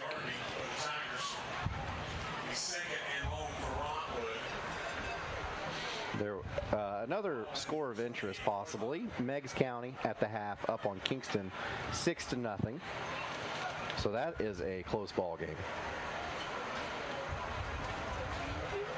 And at last count, I've got halftime score Coalfield up on Greenback 21-0. And West in the third quarter up on Farragut 21-14. So that's also a really good game. Oh yeah. And Bradley Central leading Maryville 21-3 in the third quarter. All right, 2nd and 19. Hicks under center. Lines up in that wing T formation. Handoff goes to Darby again. This time Darby will get the outside and will be run out of bounds after a pickup of maybe 7. Yeah, that sweep was better. They were able to contain or hook the edge, hook the end, cut off second level.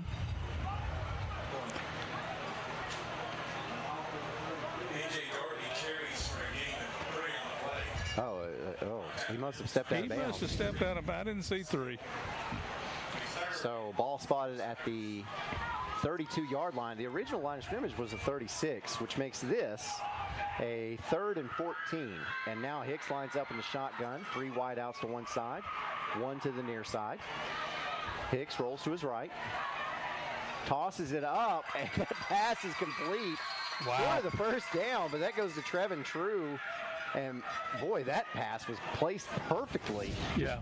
Right out of the hands of the defender. Yeah, he got over top of the defender, and True kind of hit the tweener zone between the corner and the linebacker who running the flats. A pickup of 7. Not enough for the first down, so it'll be 4th down for Rockwood. Roberts in to punt this one away. And Roberts looking, and now he's going to punt this one away, and it's ugly. Ooh, yeah. So, you know, like an RPO, you're given the option to run, pass. That's like an RPKO. He could have, or an RPPO. He had the option to run, I guess, if he didn't get a lot of pressure, liked what he saw, but decided to kick it at the very end. And kicking it on a run like that, it was an ugly kick. He just barely got it to the first down marker, right? Yeah, that's what it looks like. Maybe 5 yards past the first down stick. So Midway with pretty good field position. With this Hammers 1st and 10, it's at the Greenwave 45-yard line. Reed under center. Single wing is in motion. And Reed fires it out to that. Wow. And that goes to Peyton Steele. That pass was actually behind the quarterback. It was actually a lateral. Big pass complete to Mason.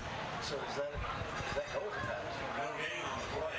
That's a lot of scrimmage. A fumble there would have been disastrous. Yes, it would have been. That's a rush. That's not a pass. That gets counted as a rush in the stat book.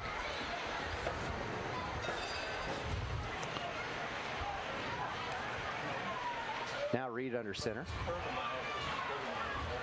And Reed is met immediately. Wow. He'll just have to carry off and run. And he's stopped in the backfield. And now we've got a late flag. This undoubtedly will be an unsportsmanlike conduct penalty. It looks like the official. Wow. That made a bad play worse. It's going to be dead ball. Dead ball. Sportsmanlike, Midway. Yeah, somebody said something. And you see this Chuck Fleischman replay. Looked like maybe coming up from a linebacker spot there was Corey Ratliff Googe. And, oh boy, this... Wow, we're back to 3rd and Cardiff again. Yeah, that's the ball spotted at the Midway 28-yard line. They've got to get the Rockwood 45. So that is 22, 27. 3rd and 27. Ball up in the air. It's Buckner. One-handed grab. And that is just enough for the first down. What a play. Wow. Threw it out there. Good throw and catch. Actually to Peyton Steele. And Steele makes the one-handed grab. Coach Webb down there saying, no, no, Coach Webb. You just wanted it to. Wow. Midway. Beautiful catch by Peyton Steele. So now here is a Hammers 1st and 10 for the Green Wave. Handoff up the middle, nothing there. Rockwood's doing a good job of front penetrating, hitting the mesh point, even before the quarterback can make a decision on whether to give or keep right there.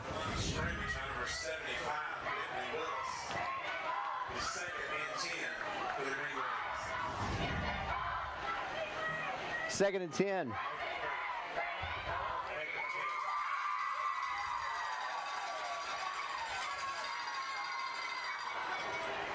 Reed back to pass. He's going to throw again. Steele out there, and Steele cannot make the grab. Wow, a little back shoulder action right there.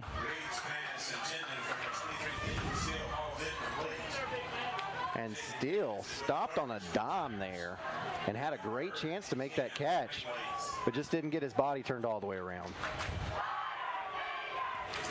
Yeah, that corner's been told since he was a little kid, don't let him behind you, don't let him behind you, and then they back shoulder you like that. Yeah, if the offense executes that well enough, there's not much you can do about that. 3rd and 10. Sweep. Yep, this goes to Buckner, and stop for no gain on the play. That's Dawson Buckner to bring up 4th and 10. They've made some adjustments defensively. Buckner carries for a gain of 1 on the play. Brought down by number 15, Alex Gordon. So now let's see if Midway will want to try to back Rockwood up deep. It looks like that's what they're going to do. Peyton Steele is the punter for this team. You wonder if he'll have the option to run it like Roberts did. And it is a fake. And a handoff goes to just an up back. A little trickeration. And Logan Minnick, I'm sorry, that's Rockwood's. It's actually Brian Klipner on the carry. You know, I like that call from Coach O'Toole. You're on the Rockwood end of the field anyway, midfield. You're in plus yardage on the field there, so, you know, it's worth a shot. Rockwood did a great job, though, sniffing that out.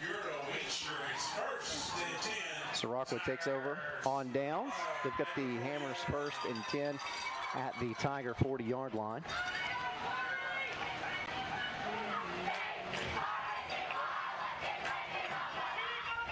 Press box starts shaking because the Rockwood student section starts bouncing up and down. And now Hicks lined up in the shotgun. Now he'll go under center. 2 wideouts to either side. Now he looks at Coach Webb, and Coach Webb said, "That's not what I called." And so he had to call a timeout. So this timeout brought to you by Patterson's Appliances. Thank you for your support over 55 years. Evans Mortuary has been serving the needs of families in and around Roane County since 1976. As established members of our hometown community, we understand the security of dealing with people you know you can trust. We build our reputation on this trust. The Evans family appreciates the confidence the community has expressed in us over the years and will constantly strive to earn that favor. Evans Mortuary, 805 North Gateway. And back at Civitan Field out of that timeout.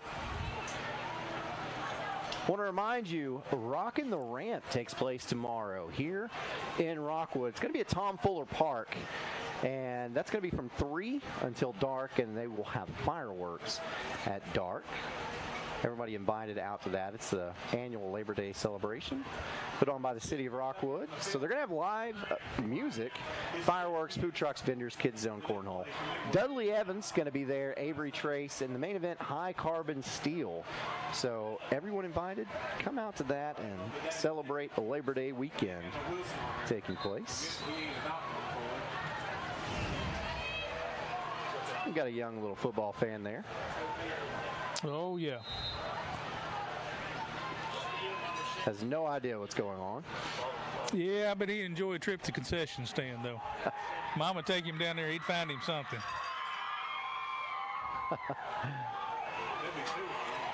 So here on the Hammers 1st and 10, we've got a handoff that's stopped in the backfield. Brody Webb with the carry.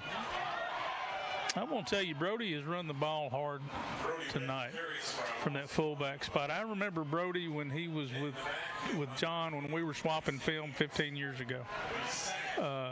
He's tougher than a Waffle House T-bone steak there. You know, he's carried that ball hard inside tonight.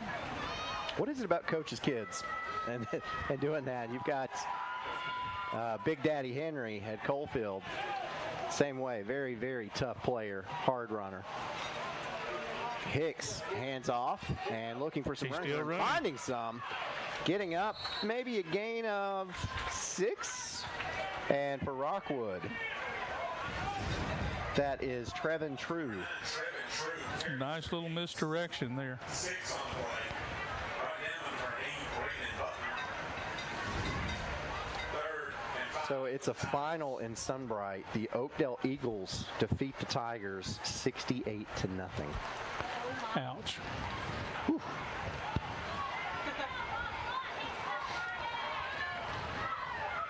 Third and let's call it a long 4. Hicks out of the shotgun. Takes a snap. Rolls.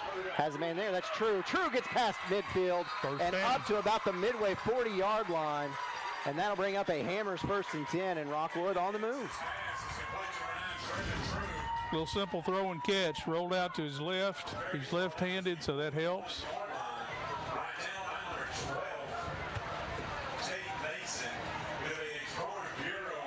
Ball spotted at the 41-yard line of the Green Wave.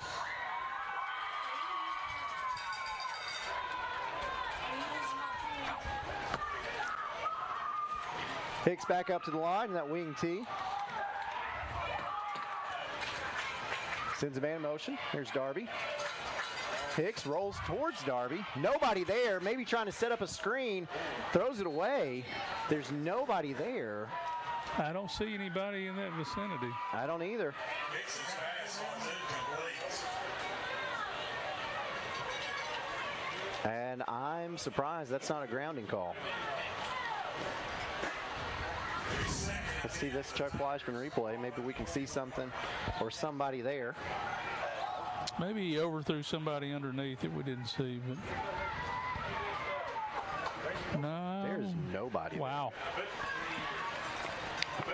Yeah, that rule's different in high school. You got to have somebody in the area than, say, college or NFL. Oh, there you go. On the 2nd and 10 carry, that's Josiah Roberts, and Roberts barrels forward for a good gain on the play. That was a hard run right there. Roberts picks up 7. That'll bring up 3rd and 3. Ball spotted at the Midway 34-yard line.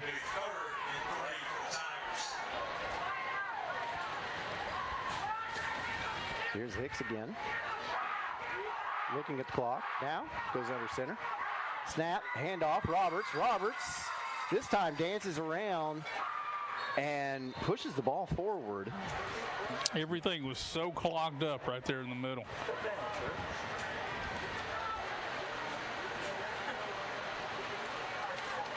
It'll be 4th down. That was such a tight inside there.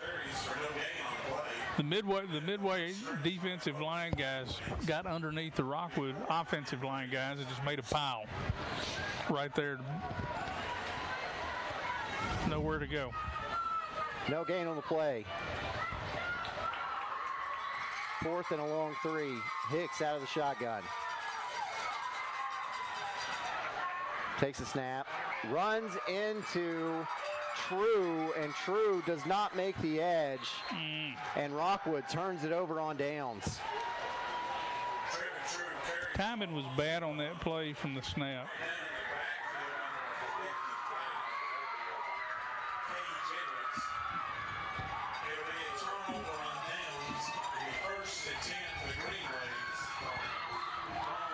It's amazing.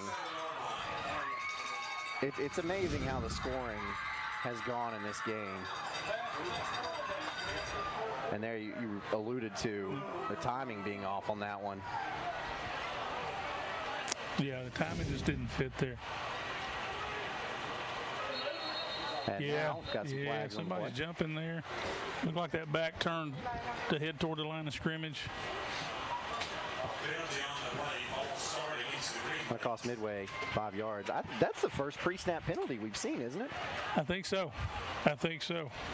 Been a very clean, penalty-free kind of game. I mean, we've had a few, but not many. We've had a block in the back. We've had an unsportsmanlike conduct. We've had a crackback block. We've had one holding call. One hold. Other than that, an illegal shift. Other than that, Yeah. I don't think we've had anything else. Reed drops back to pass.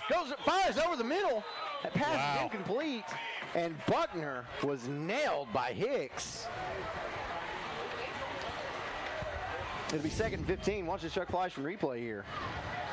Reed just trying to hit Buckner. Buckner goes up for it and runs into like a stone wall there.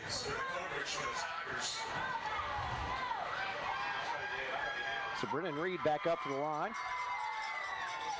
2nd and long. Sends a man in motion, and we've got a pitch out. And this is Tate Mason, and Mason is stopped after a gain. Kept him hemmed in. I mean, he didn't break through. What, about 3 yards maybe? Yeah, let's say he's down at the 35-yard line. So, yeah. Pickup of 3 will bring up 3rd and 12. Midway's got to make the Rockwood 47. We may see that throw down here at the bottom again. Nope. Hand off up the middle. Wow. And nothing there. That's why I ain't coaching no more. Pickup of, let's give him 3. That'll bring up 4th and 9. 4th and 9. Looks like the punt team's coming in. Rockwood's going to go punt safe. I didn't see anybody sub. So remember, Greenwave faked, the Greenwaves faked the punt last time. Peyton Still is the punter.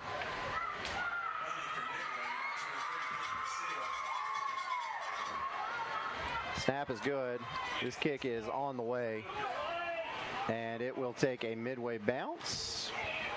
And will roll dead at the 32-yard line of Rockwood. And that's where the Tigers will take over with the Hammers. 1st and 10. With 2:53 left to go in this 3rd quarter. And he got this one away quickly, and that was a good thing. Yeah. One step and boom.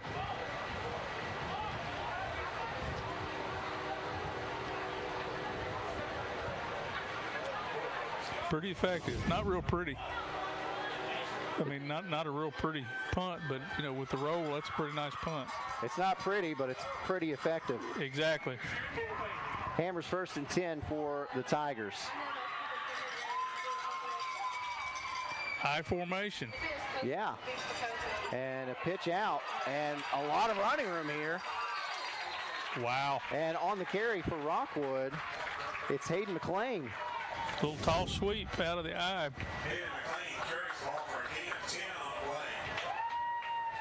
That takes me back to the days of Mark Pemberton and Rockwood. How far back do you remember the Rockwood Tigers High School? 92. 1992. Yep. Mark Pemberton was the coach down here, had been for a long time. He took over when Larry Davis left to go to Cookville. That's only 4 years before John Webb took over as head coach of this team. On first down, we've got a flag. But otherwise, a stop in the backfield. So if this is on Rockwood, Midway may think about declining this.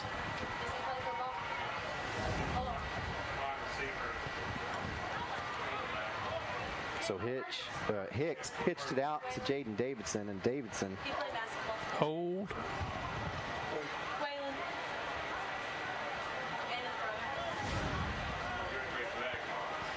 And it is a holding, and Midway will accept the penalty. That cost him 10 yards from the spot. 1st and 20? No, 1st and 20. Hold on. Let's see. From the 44 to the 31, 14. That's 1st and 24.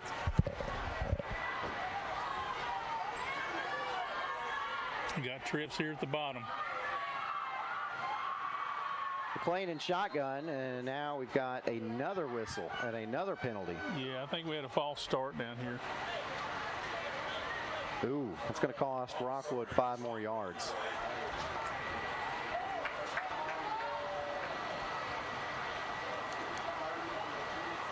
So, ball spotted at the, let's call it the 26. And the original line of scrimmage is at the 44. That's 18, 28. That's, 1st and 28. Hammers 1st and 28. Yes.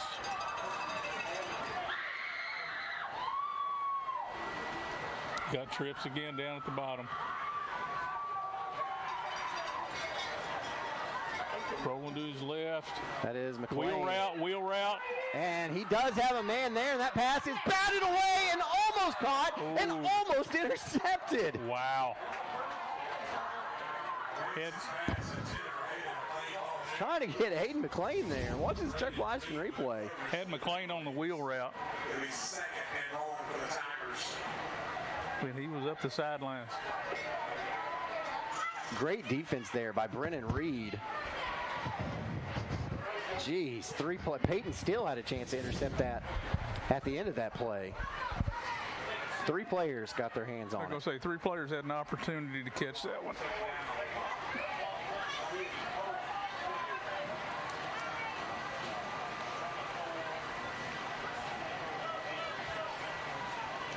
So 2nd and 28. You got doubles. Hicks. The snap was low. Hicks rolls to his right. Now gets this one up. And that pass is complete to Alex Norton. Norton marked out at the 39-yard line. So that makes it 3rd and a lot more manageable than it was. It's now 3rd and 15.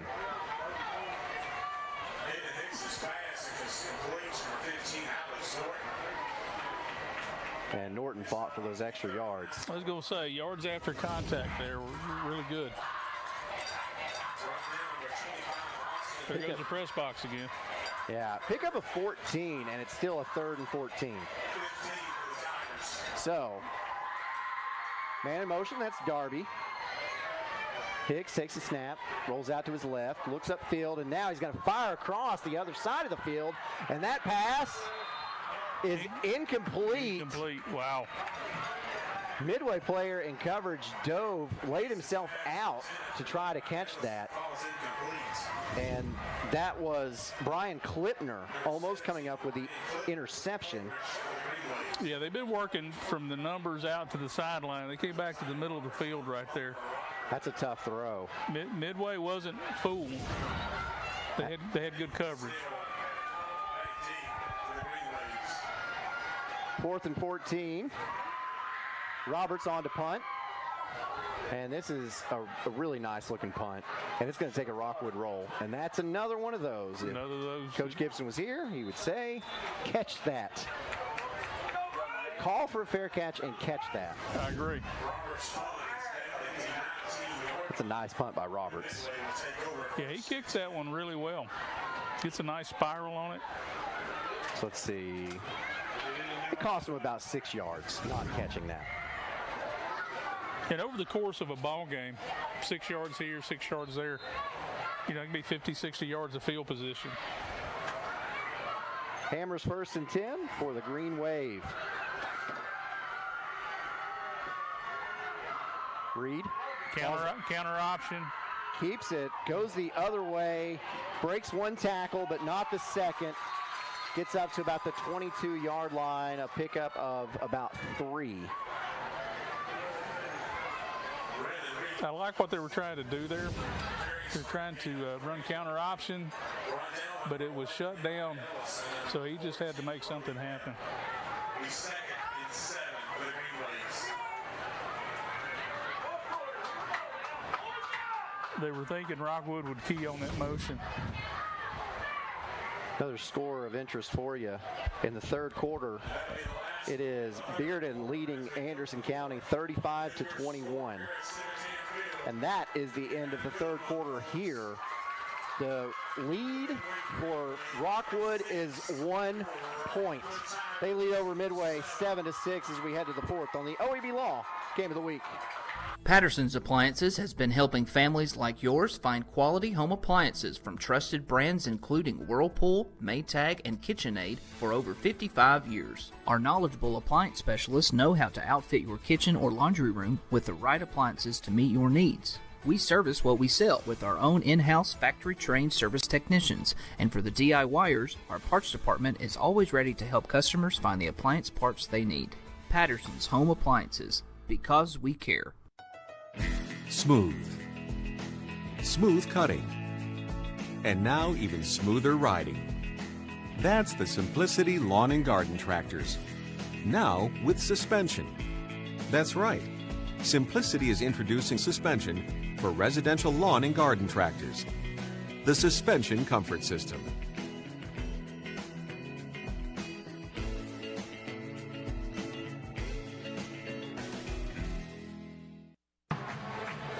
Back at Civitan Field, Aaron Harvey, Coach Dan Shoemaker.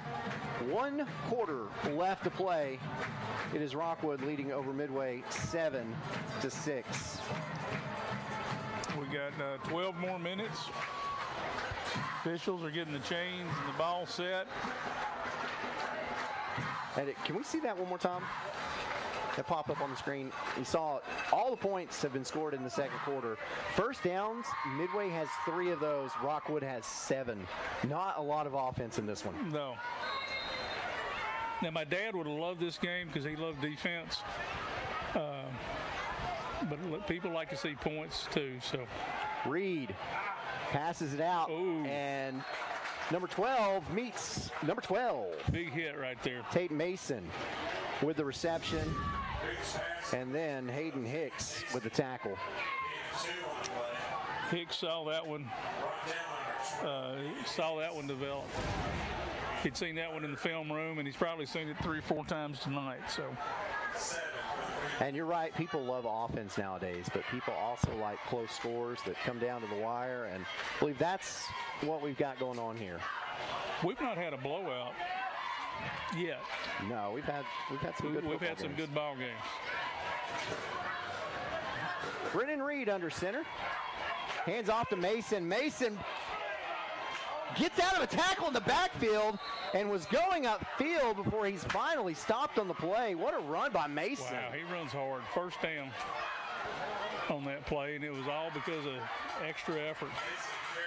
Looks like finally Colin Abston got him down for Rockwood. Actually, PA announcer said that was Lucas Poland. Regardless, that's a Hammers 1st and 10. Ball up to the 33-yard line. Reed, snap, hand off up the middle. Pull back. And the ball's on the ground. And Rockwood says they have it. They indeed do. The officials agree with it this time. Coming up with that fumble was Coach's boy, Brody Webb.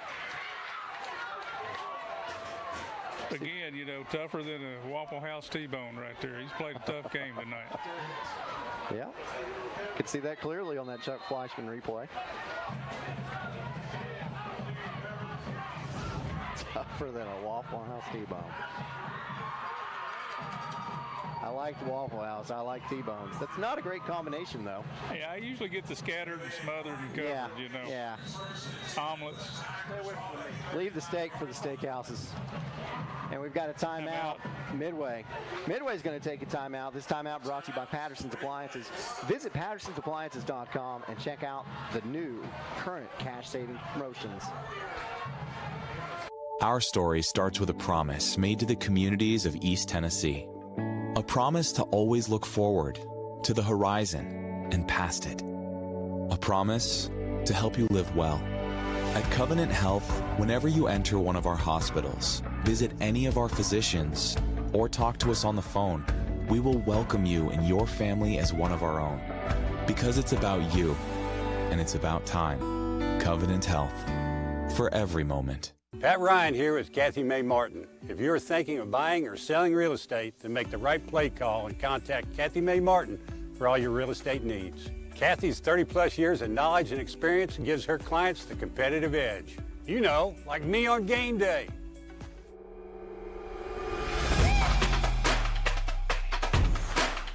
Kick is up and it's good. Kathy May Martin for all your real estate needs. Out of the timeout, Hammers 1st and 10 for Rockwood. Hicks under center, handoff. And that goes to Webb. Webb picks up a quick 8 yards. That'll be second and short. That was I formation, but it was still a wing T type play. Fullback shuffles, comes back inside. Here comes the trap. Define what you mean by trap. Trap, you're going to have a lineman from the other side come over across behind the center and kick out the first down lineman he comes to. Hicks hands off to Webb. Webb has a lot of running room up the middle. Finally brought down, and Rockwood has entered the red zone. They've got the Hammers 1st and 10.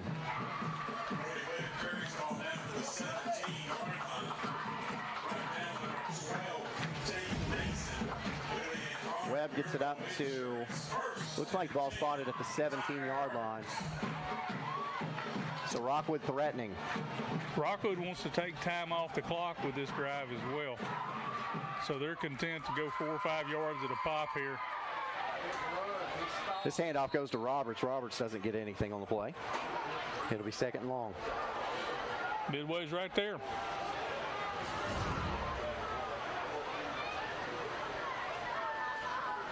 Those linebackers are filling hard. But you know the Midway defense now, they've got to stop for 4 plays, not just 3. Exactly.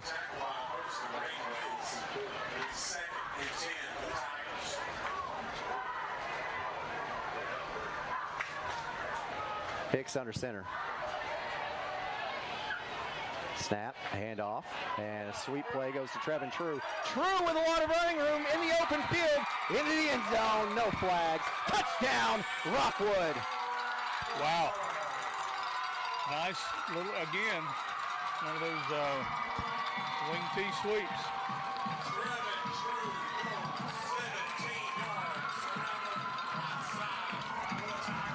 And you see the light show now. They got these LED lights put in all these stadiums. Pretty expensive investment there, but they work a lot better, they're more efficient, and you can do cool things like that with them. The extra point is up by Hayden McLean, and it is good. Rockwood extends its lead over Midway. The score now, with 8:45 left to go in the game, it's 14-6.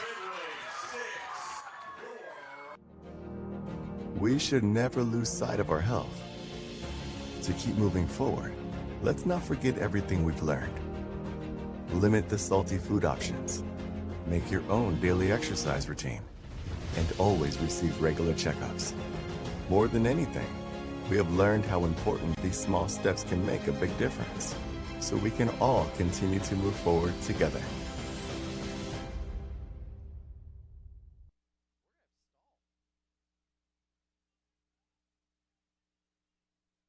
Welcome back to the OEB Law Game of the Week. Aaron Harvey, Dan Shoemaker with you. And Rockwood gets into the end zone by a Trevin True. Tigers lead at 14-6 with 8:45 left to go in the game. As now, it'll be Hayden McLean setting up for the Davis Funeral Home kickoff. And just now discovered the ball fell off the tee. So let's go up there and do that. Davis Funeral Homes, they've got 2 locations to serve you. One in Harriman, one in Wartburg. Go to davisfuneralhomes.com for more information. Here's McLean's kick. It is up, and we'll take a bounce. Took it on the short hop. And good field position this will be for Midway, as on the return it's Tate Mason. And Mason gets all the way up to about the 36-yard line. And that is where Midway will take over with a Hammers 1st and 10. We've called Tate Mason's name a lot tonight. Just a hard-nosed kid trying to make things happen. So now Midway still within a score of this game. But if they get a touchdown, they will have to attempt the 2-point conversion.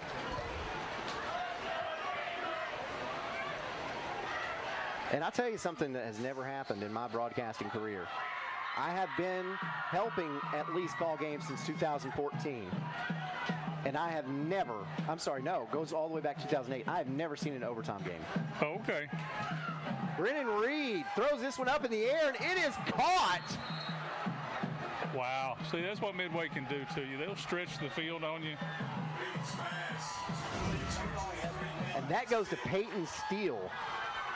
Since 1996, when I started doing these games, we don't have one. So Brad tells me they started doing high school games in 1996, the same year that John Webb became a head coach here at Rockwood, and they've only had one overtime game, and I've never seen one.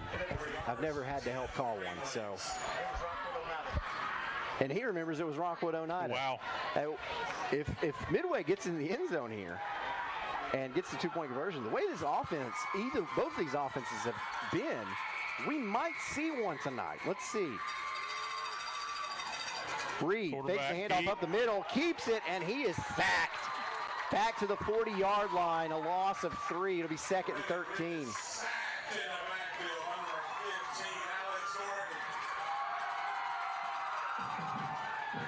And that was Alex Norton getting back to him. Yeah, that was Norton made a nice play there.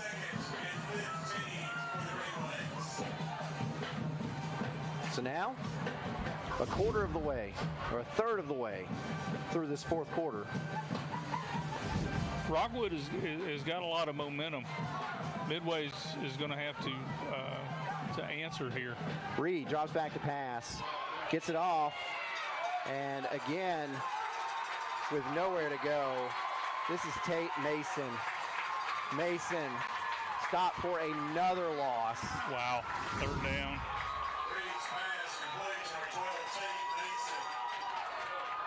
They're going to spot the ball at the 47. And Midway has to make the 27. If my math is correct, that will bring up a 3rd and 20. Not a lot of plays in the playbook for that. Midway takes a timeout. This timeout is brought to you by Patterson's Appliances, your small town specialist with big box pricing and fully stocked warehouse.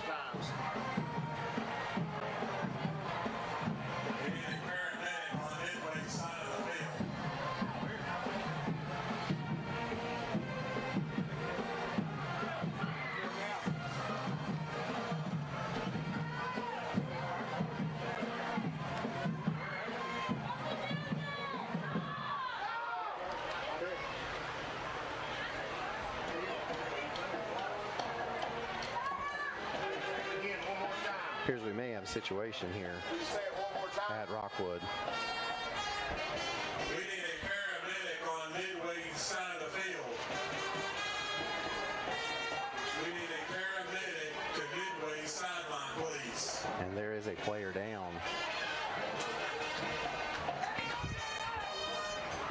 And we don't know the situation, but we hope we hope it's not too bad. We are going to take a break.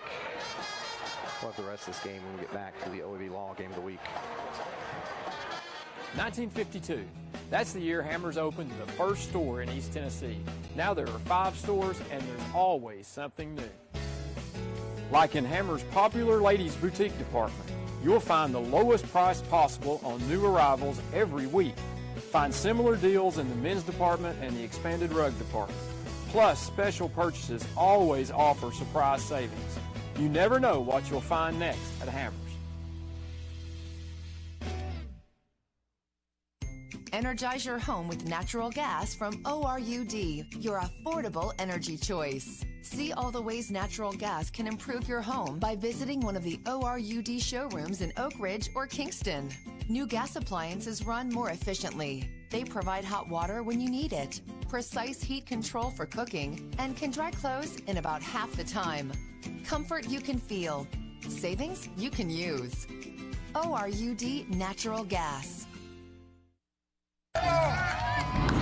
Here we go, Billy. Swing hard. As your local agent, I know you. I know every Saturday your son Billy plays Little League. We sponsor his team. And we know you love parking way too close to the field.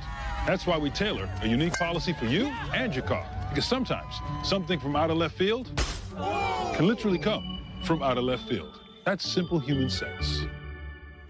Ask Griffin Insurance Agency in Kingston if auto owners make sense for you.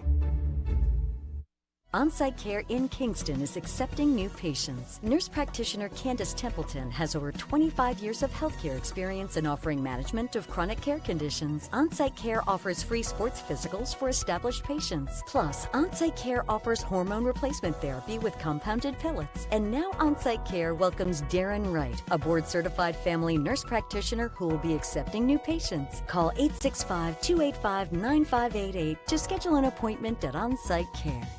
A college degree can't be earned in just one day, but can be achieved by doing our best together, just one day at a time. From getting a great start with your Roane State Success Coach, to learning together in the classroom, accessing free tutoring in the Learning Center, and working one-on-one with your instructors. Together, we succeed, one day at a time. Oh, and free tuition helps. So apply at roanstate.edu now, and let's succeed together.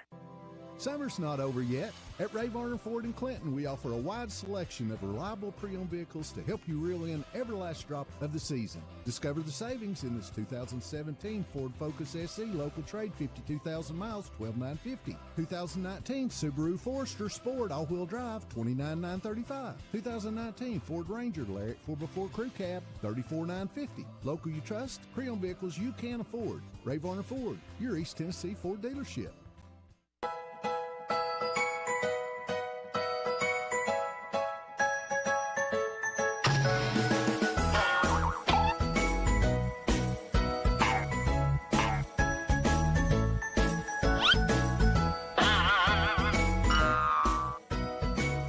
Don't dig blind. Buried utilities are everywhere.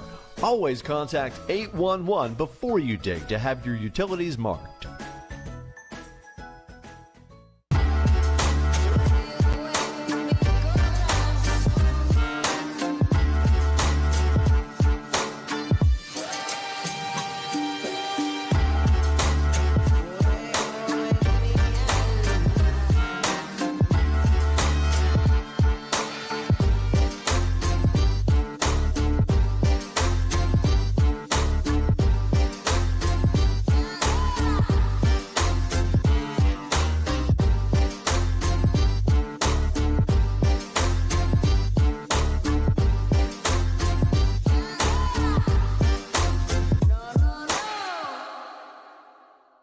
Pre-planning it makes the process just so much easier for the family. It relieves them of having to make some difficult decisions at a bad time. I've made arrangements with hundreds of families that I have never had a family come in and say, gee, I wish Mom hadn't have done this. Pre-planning, I think, is one of the best things you can do for your family, just to alleviate those concerns. Football is back, OEB Law is excited for a season full of big hits and those nail-biting near misses. If you've been injured, OEB Law will come to your defense. Call OEB Law and turn your wreck into a check. And welcome back to Rockwood. We see paramedics still attending to a player on the Midway sidelines. So not exactly sure what's going on. It was interesting. There was a timeout. Midway called a timeout and then met with their team, and then both teams were getting ready to go back out onto the field, and then we hear that we need paramedics to the Midway sideline. Aaron Harvey, Coach Dan Shoemaker here. Yeah, you always get a little nervous when those things happen. I was at Tennessee Tech 6-7 years ago when Wofford was in town, and they called the paramedics to a very similar situation. One of the Wofford players had gone into cardiac arrest. Ooh. And they saved it. They put the AED on him, boom, saved his life. He spent about 3 days in the hospital there in Cookeville. But yeah, very, very scary time there in Tucker Stadium. So you always take these things seriously. All right, so I tell you what we'll do. We will go ahead and take another break while they try to figure this out here. This is the OEB Law Game of the Week. Football is back, and OEB Law is excited for a season full of big hits and those nail-biting near misses. If you've been injured, OEB Law will come to your defense. Call OEB Law and turn your wreck into a check. Evans Mortuary has been serving the needs of families in and around Roane County since 1976. As established members of our hometown community, we understand the security of dealing with people you know you can trust. We built our reputation on this trust.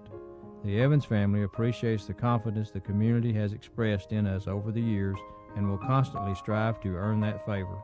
Evans Mortuary, 805 North Gateway. Patterson's Appliances has been helping families like yours find quality home appliances from trusted brands including Whirlpool, Maytag, and KitchenAid for over 55 years. Our knowledgeable appliance specialists know how to outfit your kitchen or laundry room with the right appliances to meet your needs. We service what we sell with our own in-house factory-trained service technicians, and for the DIYers, our parts department is always ready to help customers find the appliance parts they need. Patterson's Home Appliances, because we care. Smooth. Smooth cutting. And now even smoother riding. That's the Simplicity Lawn and Garden Tractors. Now with suspension. That's right. Simplicity is introducing suspension for residential lawn and garden tractors. The Suspension Comfort System.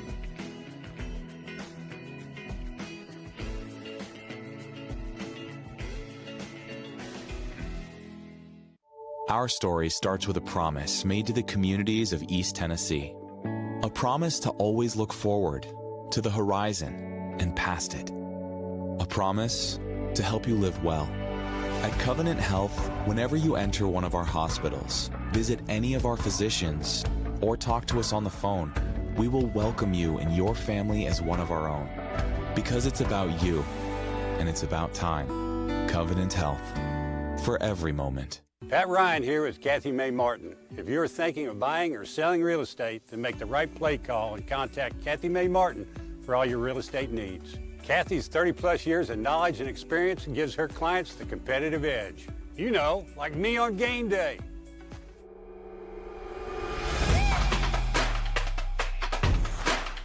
Kick is up and it's good. Kathy Mae Martin for all your real estate needs. We should never lose sight of our health. To keep moving forward, let's not forget everything we've learned. Limit the salty food options. Make your own daily exercise routine. And always receive regular checkups. More than anything, we have learned how important these small steps can make a big difference. So we can all continue to move forward together.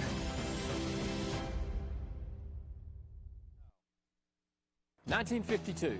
That's the year Hammers opened the first store in East Tennessee. Now there are 5 stores and there's always something new. Like in Hammer's popular ladies boutique department, you'll find the lowest price possible on new arrivals every week. Find similar deals in the men's department and the expanded rug department. Plus, special purchases always offer surprise savings. You never know what you'll find next at Hammer's. Energize your home with natural gas from ORUD, your affordable energy choice. See all the ways natural gas can improve your home by visiting one of the ORUD showrooms in Oak Ridge or Kingston. New gas appliances run more efficiently. They provide hot water when you need it, precise heat control for cooking, and can dry clothes in about half the time. Comfort you can feel. Savings you can use. ORUD Natural Gas. Here we go, Billy. Swing hard. As your local agent, I know you. I know every Saturday your son Billy plays Little League.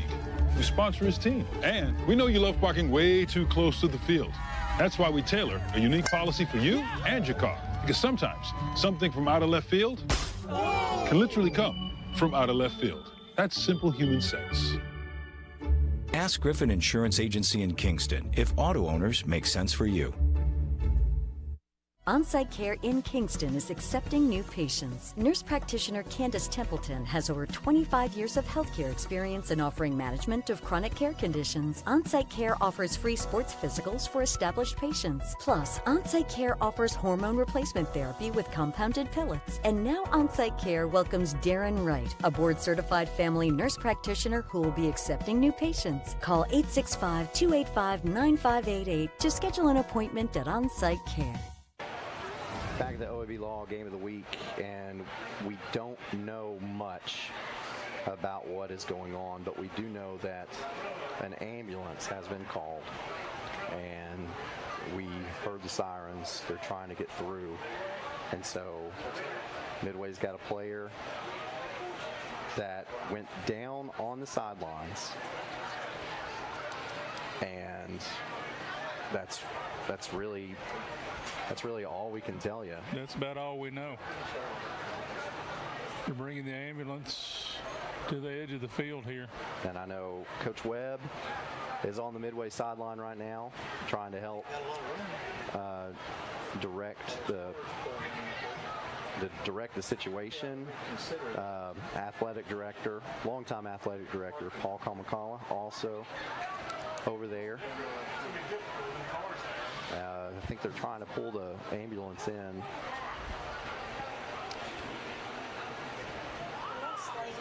Back in 2010 when we came down here to play Rockwood, really hard-hitting game, and I had a player, Monty Brandstetter, had a femur broken, probably about the 32-yard line. And I remember looking at him when he rolled over and he looked at me dead in the eye. He was about on the hash mark, said it's broke. And we had to get the ambulance and do about the same thing. Fortunately, the ambulance was here, and it was only about a 15-minute stoppage. But this will brings me in mind of that one. We can give you a couple scores. Alcoa did go on to defeat Tottenville out of Staten Island, New York. That final was 44-6. The last update that we have out of Bearden, the Bulldogs lead in the fourth quarter over Anderson County, 38-21. Maryville goes down. It's Bradley Central 21, Maryville 13. Meigs County defeats Kingston by a score of 12-0. The last score we have on Oliver Springs and Harriman, the Bobcats were up on the Blue Devils 21-14. Again, Oakdale, a final. They were a winner over Sunbright, 68-0. And West takes down Farragut tonight. That final score is 38-31. So the Admirals, you said that would be a lot closer of a ball game. You were correct. It is West getting the 38-31 victory. But Maryville going down. You know, last year they had the region loss when they got beat by Cleveland. This year they've got the region loss defeated by Bradley Central. And they've got that Bearden team. They've got that Farragut team in their region with them this year. It's not George Quarles' Rebels anymore. No, it's really not. They're still good, don't get me wrong. But when Coach Quarles was there, it was kind of a step above. And they've backed up just a little bit, and that happens. So Maryville, again, going down. Bradley Central gets that win.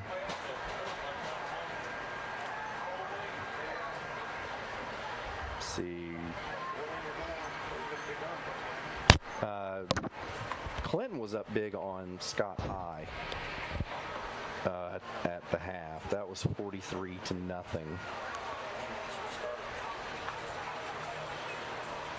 The game may be over by now. I would think probably. Yeah, they would run the clock second half.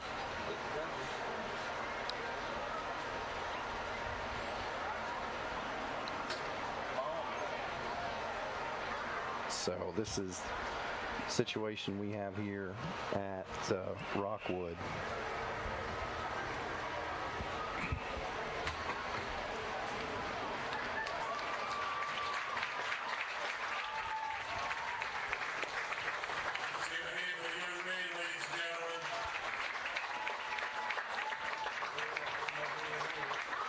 So we see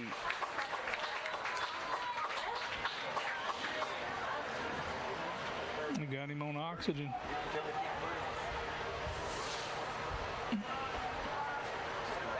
So hopefully be in prayer for that young man and his family. It's really hard when you see one get hurt. It's really that much harder when it's one of yours that gets hurt. So this situation different. You were talking about you had a player, Monty Brandstetter, go down, broke his femur. This is a little bit different, but you had a stoppage. One of the players had to get loaded onto the ambulance. What's that like for the team that happens to?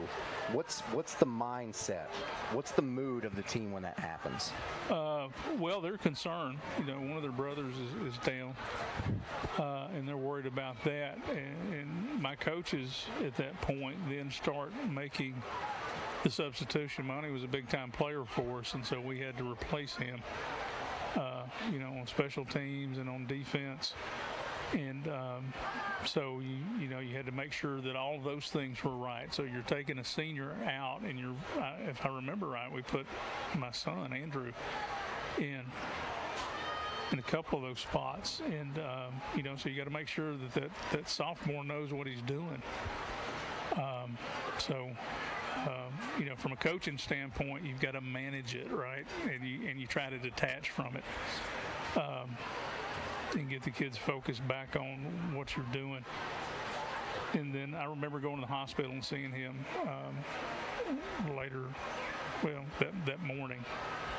And he had already had the surgery, and they already had him up walking. They put a rod in his femur. It was really kind of interesting how all that works. Wow.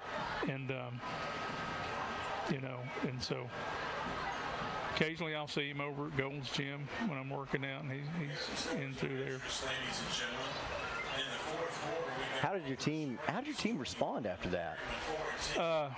Well, like I said, it was really a hard-hitting ball game, and they really kind of took it on themselves that, hey, we need to step up, and we need to win this one for him now. It's not just win it for us.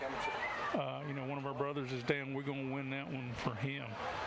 And I was talking about that game actually with Coach Webb this week when we talked, and about that's probably the hardest, most physical ball game I think I've ever been a part of. Now, I've got some experience like watching that team. That team had a lot of hard hitters. You brought up Rusty Phillips and how he had command from that quarterback position, but you had a wide receiver that got into the record books, the TSSAA record books in receiving yards, and Adam Spence on that team. Right. And I don't know that I've seen a harder hitting person in this area than Adam Spence. Oh yeah, it's in the secondary. It was amazing.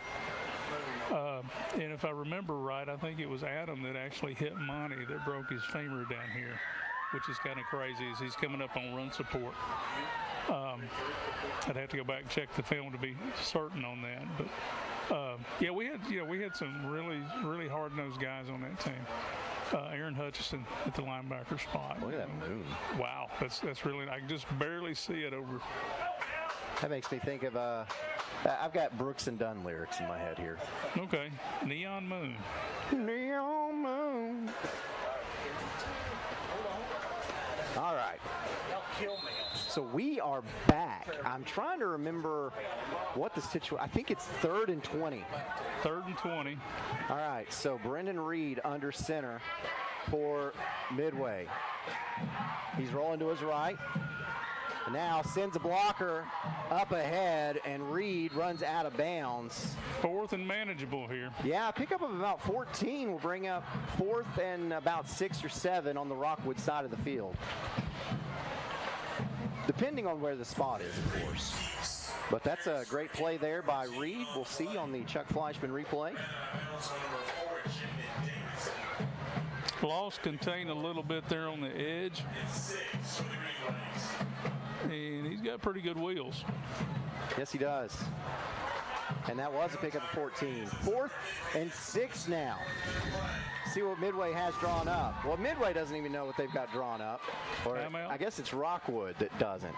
The Tigers take a timeout. Timeout brought to you by Patterson Appliances, your small town appliance specialist with big box pricing and a fully stocked warehouse.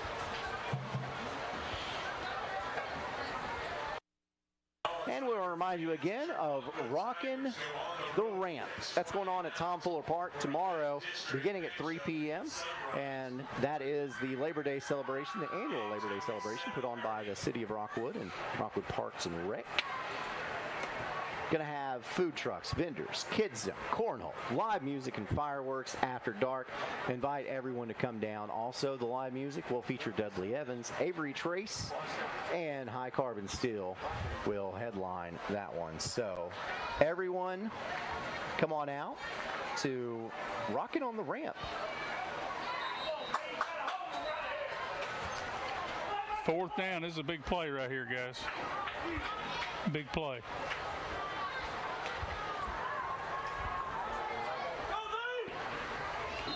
So Coach Webb took the timeout. I guess he probably anticipated what Midway was going to do. So, of course, Midway comes out in a different formation.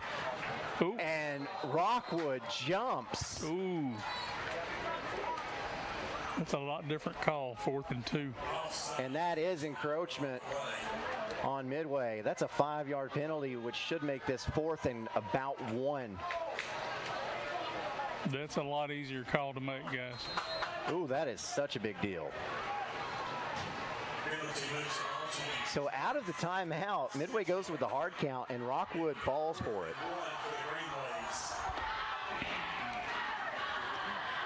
You know, and it's really hard for that offensive lineman who's been coming off the ball on 1 to sit there and hold in to go for 2. Brad Jones over here is calling for a Sam Bradley. Sam Bradley. Let's see what happens. No, Reed will snap it, but we've got whistles. I think we had movement. Oh, no. It's a delay of game. Ooh, it sure is. Take that 5 back. Unbelievable.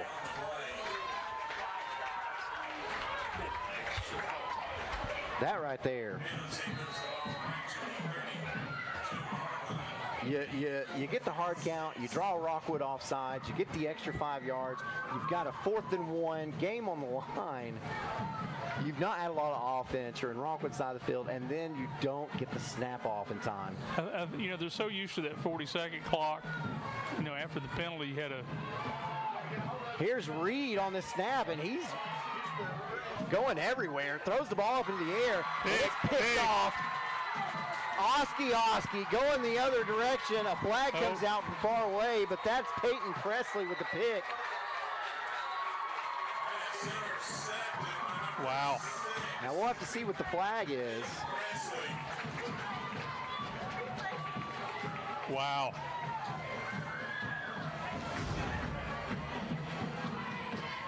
And Brennan Reed was under major pressure. Yeah, he was running for his from life. the word go. You know, he should have been tackled probably a couple of times. And so he has to throw this one off his back foot. You see on the Chuck Fleischman replay. And Presley, from a safety position, knocked a ref down. You know, Presley went up, high-pointed the ball. I mean, that's exactly the way you coach it up. Catch the ball at the highest point. So the flag comes in about this time around the 30-yard line. Let's see if we can see maybe what it is.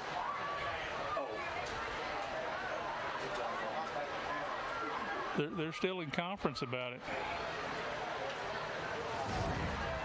Personal foul. Ooh. They're going to, okay, so they're going to call that a personal foul. What we saw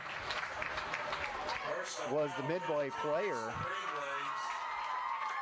made a very unnecessary hit. And this is a big turn of events. Because what's interesting about it is that interception return brought it back to what the original line of scrimmage was. So if that's an incomplete, you get the ball right there. Right. Instead, it's an interception, and on that interception, a personal foul penalty takes it back to the original line of scrimmage, but then add 15 yards to it. You're back almost to midfield now. The Tiger 49 with the Hammers 1st and 10 for Rockwood. Midway's crowding the line, and they just jumped. And Midway jumps off sides. So that will make it a Hammers 1st and 5.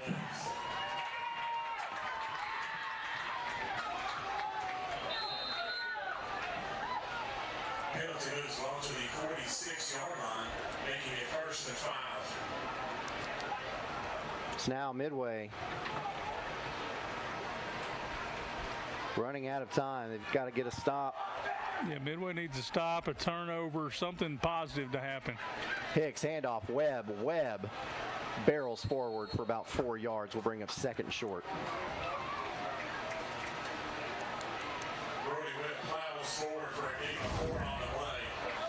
Midway with only 1 timeout, so, you know, clock management's going to be a little tough there as well. And Rockwood going to be in no hurry here. No, they're going to let this play clock run as long as they can.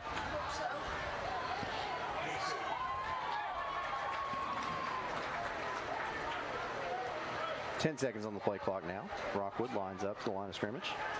Hicks under center. Takes snap, handoff. Webb again, and Webb. He's short.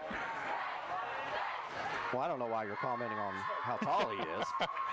Yeah, the run was short. So 3rd down. And it's very close. 3rd and extremely short. Another 40-second play clock. A few inches right down under 12. Mason, 3rd and inches for the Tigers. Now Rockwood back up to the line. 10 seconds on the play clock. Hicks under center. Snap, handoff. And breaking free. This is not Webb. Instead, still on his feet, headed to the end zone. Big guy doesn't get there. And now we've got extracurricular flags, but that is Josiah Roberts. Now we got a little rumble. And some shoving. I saw a punch thrown. And then all of a sudden we've got WWE. Yeah.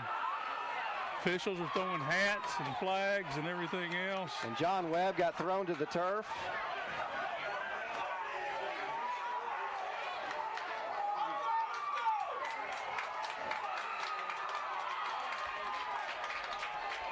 Oh boy, you don't want to see that. Yeah, you know, this has been a pretty hard-fought ball game. You don't want to see that kind of stuff.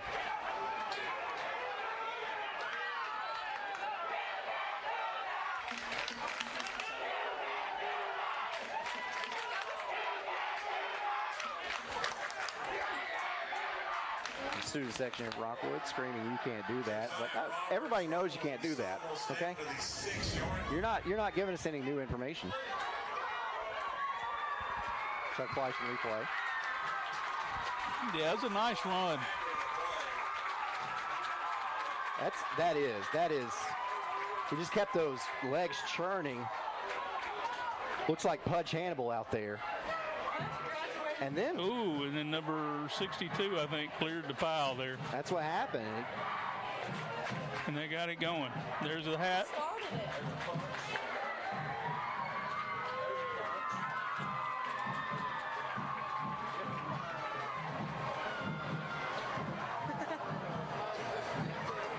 And there it goes.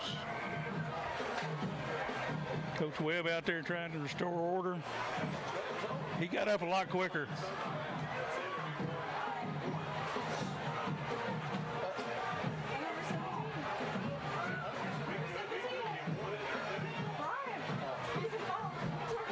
That didn't affect him at all. I think Coach Webb could put some pads on still. He was out at Tennessee Tech playing when I was in grad school out at Tennessee Tech playing, or going to school. And he was a hard-nosed guy out there too. So now when they get those books out, they're comparing numbers, who's got what number of who did what. There's going to be some ejections here, I feel certain. That's tough. From an official standpoint, you've got a scrum, you've got players everywhere. I mean, I don't know what are they doing in their head. They're just saying, okay, I've got 23, I've got 17 here. Exactly. Because they don't have replay to go back and look at. No.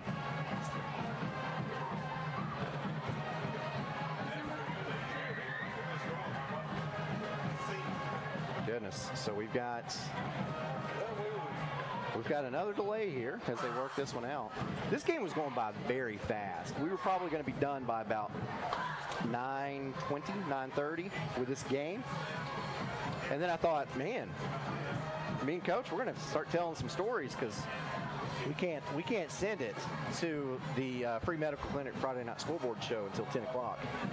We don't got to worry about that anymore. No, I was going to say, we were 9:59 and we still have 5.5 minutes to play. So. And that's good.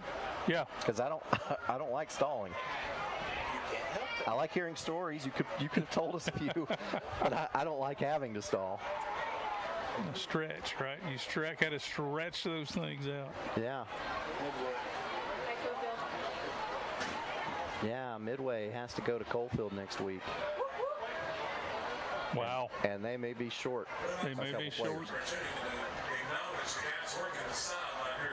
I know Rockwood has Sunbright next week, I think. So for the all Tiger showdown. They go to Sunbright. So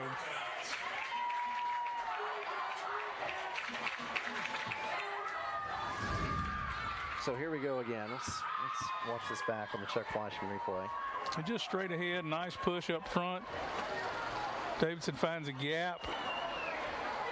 Gets into the secondary. He's a nice runner there, nice lean.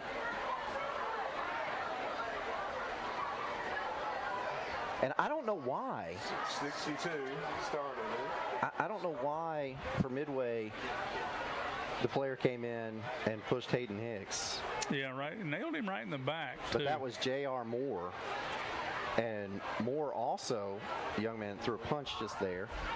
He was fired up about something. I'm not sure what it was. Yeah, he was fair. Uh-oh, now the white hat is talking to Coach O'Toole. He's kind of giving him the news.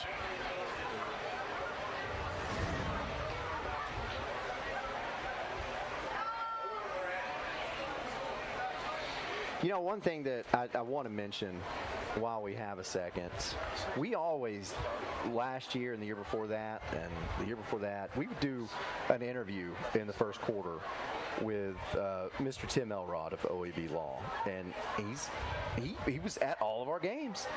And he's not been able to do that this year. And the reason why is because he had something took place that he had to apply for an intern judiceship. And he was elected and appointed, so he won't be able to join us this season. But rest assured, he's going to watch us. He'll be back next year. Say next year? He'll be back next year, Brad says. So it's a 9-month. So he's on a 9-month appointment. So look forward to having Mr. Elrod back. He's a big Anderson County fan, so I'd like to, get his take on what's going on with the Mavericks this year. They've had a really tough schedule, and it looks like they're going to fall to 0-3 on the year. Now they're going to come over and talk with Coach Webb. Yeah. And if you'll notice, there are two officials there. One's doing the talking and the other's the witness to make sure everything that gets said is firmly adjudicated. Now, if you look to Coach Webb's right, you'll see Larry Davis, longtime coach here, longtime coach at Wartburg. He's interested to see what's going on, too. Last season. And Coach Webb just said, hey, guys, you ought to back up. Yeah. The last couple of seasons, Coach Larry Davis has been up on the roof. Yes. And this year he's on the sidelines. He's the defensive coordinator this year. Coach Allen, who's been a longtime defensive coordinator here, took a principal's job, I think, at Rockwood Middle. And so, administrator, you can't coach. And so, Larry Davis has stepped up into that role. And so now it's Thomas Davis that we see up on the roof. I did see him pass through. I sure did.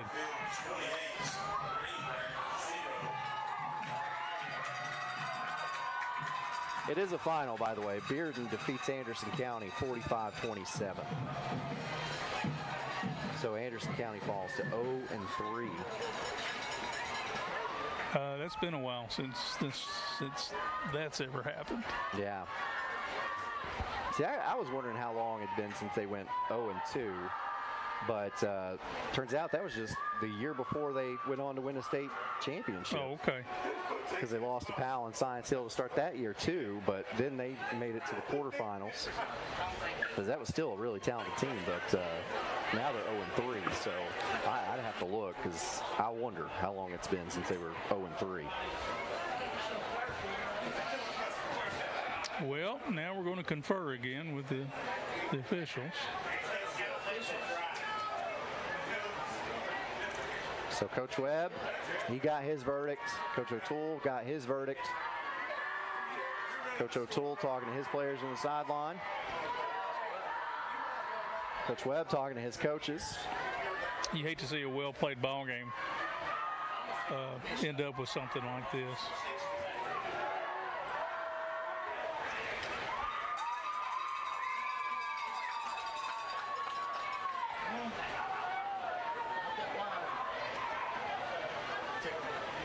But sometime on Tuesday, Gene Manise will make a phone call to both of these schools, I do believe.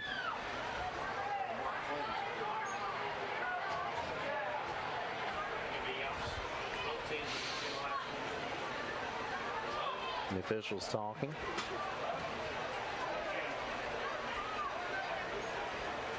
Got that beautiful looking moon over the officials from our vantage point.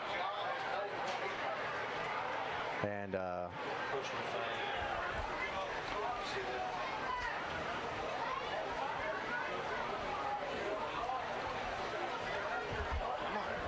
come on, guys, this ain't that hard. Make your call and let's go. Now, see, that right there is why they didn't like you. Oh, is that what it was? Here we go. Maybe. Now we're getting another. All right. Personal foul, Midway, personal foul. Ejection, ejection. Personal foul, Rockwood. So we had personal fouls, probably offset, but you had ejections, and then you had another personal foul. But they enforced half the distance, maybe. On Midway. On Midway, yeah. And then, I'm not sure. I guess. So now the official's trying to get Rockwood. This is such a big deal, though. Let's go back a little bit. Midway's got the ball in Rockwood territory. They're driving. They get Rockwood to jump off sides. They've got a 4th and 1. Then a delay of game makes it 4th and 6. and then you get an interception, and then on that interception you get a personal foul penalty, gives Rockwood free yards, and now Rockwood is in scoring position. So handoff and into the end zone. The ball's on the ground. They just now blew the whistle.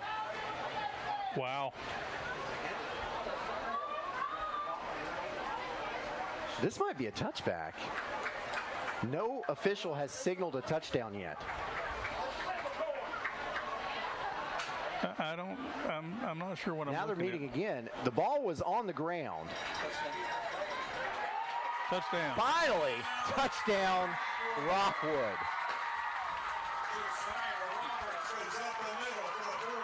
And Josiah Roberts on the carry. And Rockwood has now made this a 2-score game. And Hayden McLean will step up to kick the extra point.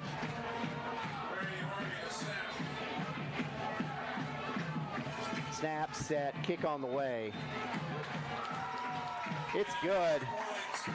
The Tigers score after a lot has gone on in this fourth quarter. And now it's the Tigers leading it 21-6 over Midway on the OEB Law Game of the Week. A college degree can't be earned in just one day, but can be achieved by doing our best together, just one day at a time. From getting a great start with your Roane State Success Coach to learning together in the classroom, accessing free tutoring in the Learning Center, and working one-on-one with your instructors. Together, we succeed, one day at a time. Oh, and free tuition helps. So apply at roanstate.edu now, and let's succeed together. Back at Rockwood, 21-6 with 5:25 left to go in this game. And yes, this game kicked off at 7:30. Midway is going to have to run a pretty good 2-minute offense here. Try to get the ball down the field. Conversely, Rockwood is going to have to play some pass coverage. Because Midway can score quickly. McLean on for this Davis Funeral Homes kickoff. Davis Funeral Homes, 2 locations, Wartburg and Harriman. The number's on your screen. Or go to davisfuneralhomes.com. McLean's kick is a squibber. Takes a bounce, and it is covered at the 35-yard line. And for Midway, that's Memphis Lewis.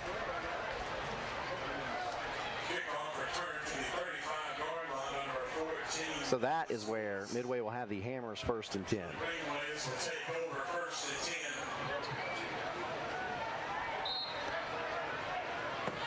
Now, you if you're Rockwood, they can score, but they need to you need to make it a 3.5, 4 minute kind of score.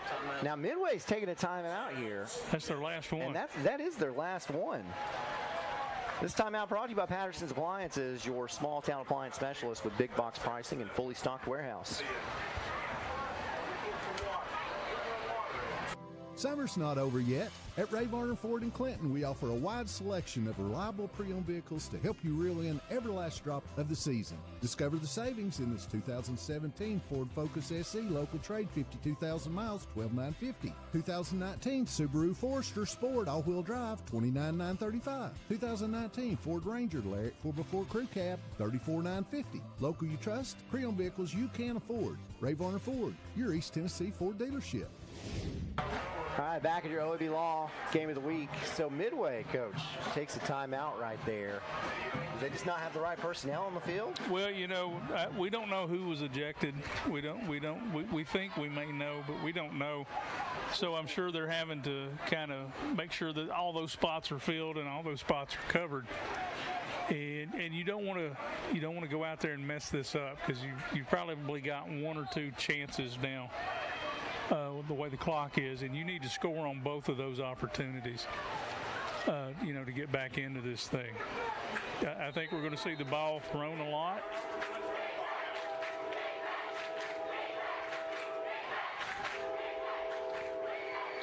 We've got a different quarterback. We do, and there's a fumble, and it's picked up, or no, it's blown dead. Wait, they said that was an incomplete pass. That was a lateral? Peyton Steele is now in a quarterback.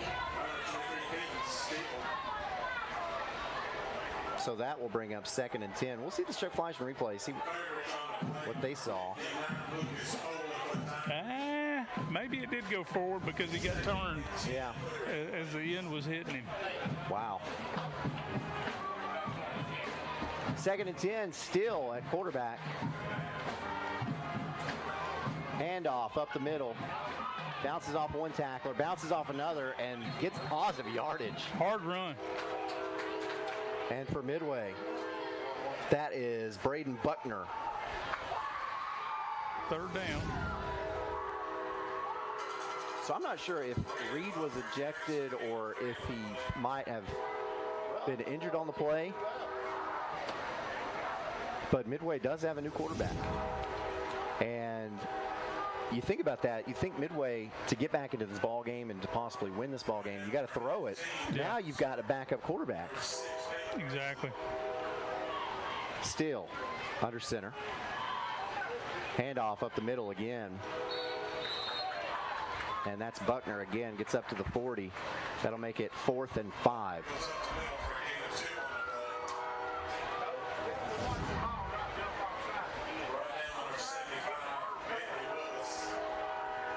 Now you got to wonder what Midway's going to do here. You're not in a place where you would go for it, but at the same time, you have to. Yeah. Under 4 minutes in this game. 7 seconds on the play clock. Still under center. Sends a man in motion. Now Steele will roll to his right. And he will. Looks like he got a 1st down. He's right at the sticks. He's right at it.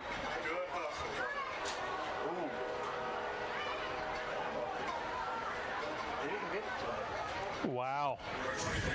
Let's see where they place it. He gives them a 1st down. All right, so that is going to be a Hammers 1st and 10. This would be very difficult to spot.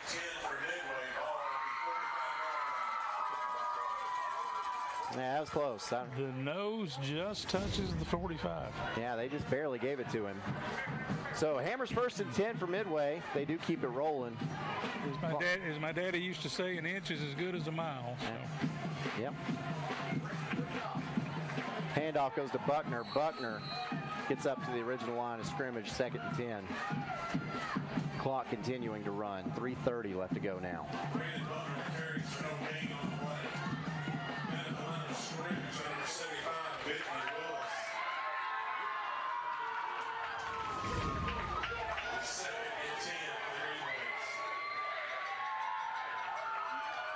Midway definitely has become one-dimensional with a new quarterback.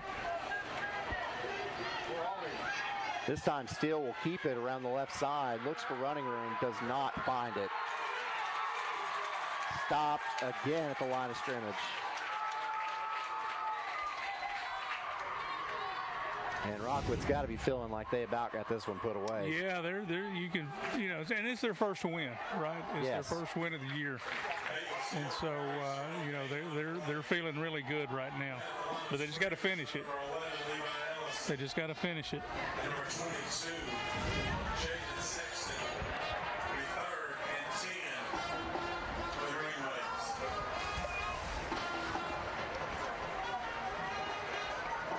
And just nowhere to go for Steele. 3rd and 10. Handoff Buckner. Buckner. Hard run. Still on his feet. Hard run. Picks up 4. So it'll be 4th and 6.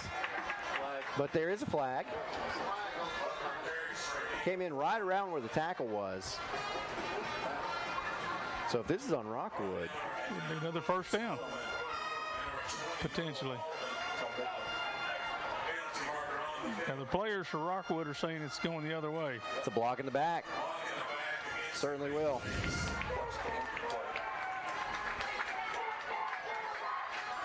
See if we can see it on the replay right here. That's a great run. Ooh, right there. Blatant. And really didn't have a whole lot to do with the play. No.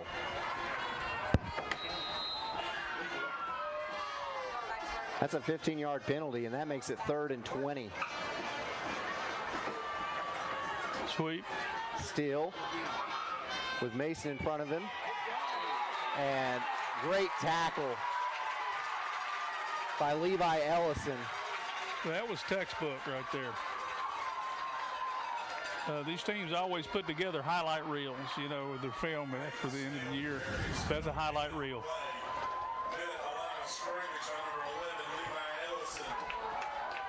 They're going to give him a yard.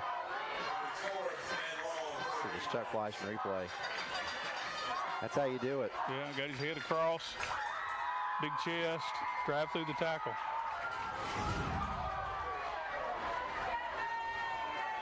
Now under 2 minutes. Clock stopped at 1:49. 4th and 19.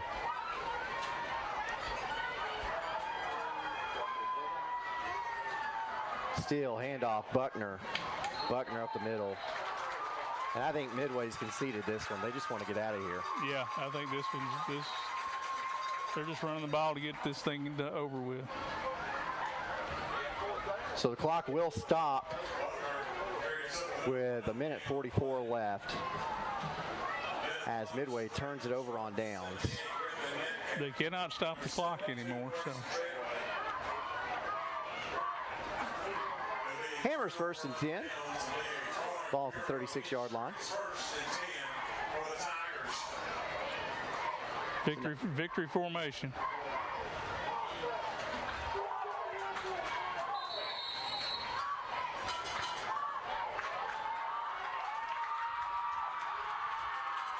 So they should have to do this 2 more times, and then the game should be over.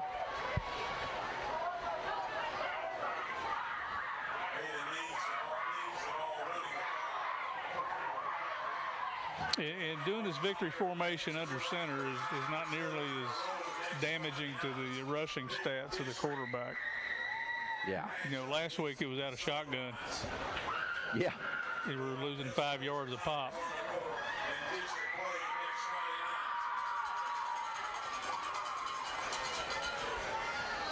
Hayden Hicks snaps it with 2 on the play clock, and they'll have to do this just once more. One more and we're done. So, what are your takeaways from this one for both teams? Rockwood handled their business. I thought they played extremely well. Halftime adjustments were very good. Midway's fought their way through this. You know, they've had some mistakes and some key penalties that really hurt them. But you know, they for the most part, they gave Rockwood all they wanted, especially first half. So, you know,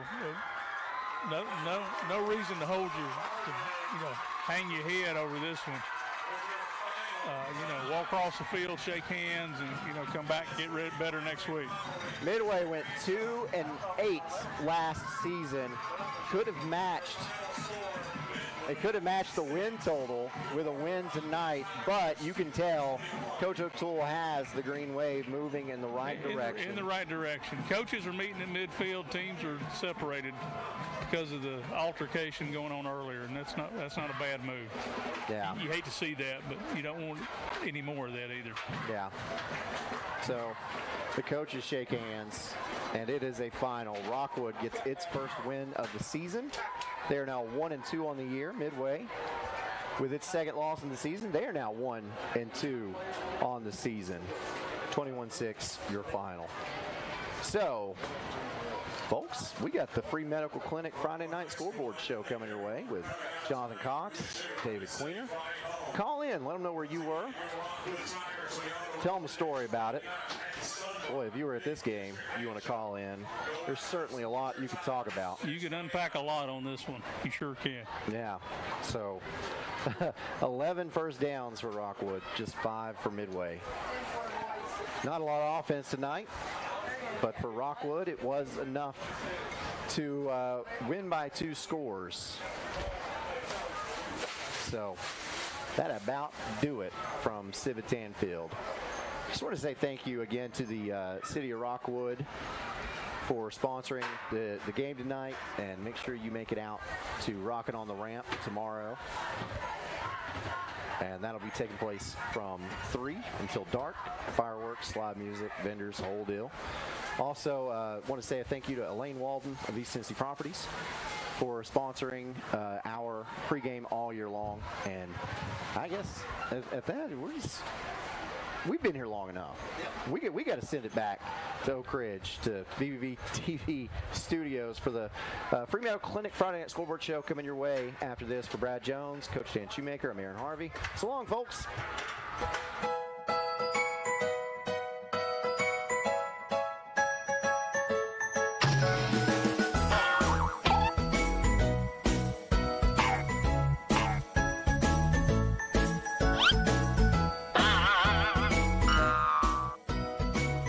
Don't dig blind. Buried utilities are everywhere. Always contact 811 before you dig to have your utilities marked.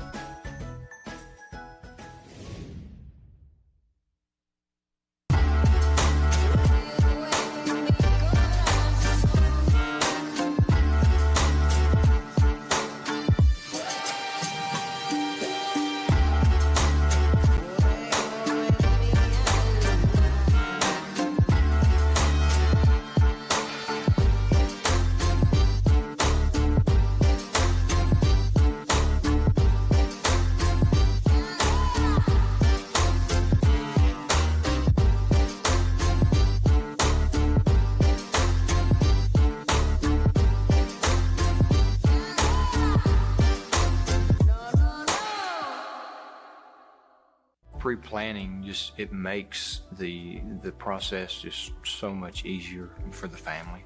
It relieves them of having to make some difficult decisions at a bad time. I've made arrangements with hundreds of families that I have never had a family come in and say, gee, I wish Mom hadn't have done this. Pre-planning, I think, is one of the best things you can do for your family, just to alleviate those concerns. Football is back, and OEB Law is excited for a season full of big hits and those nail-biting near misses. If you've been injured, OEB Law will come to your defense. Call OEB Law and turn your wreck into a check.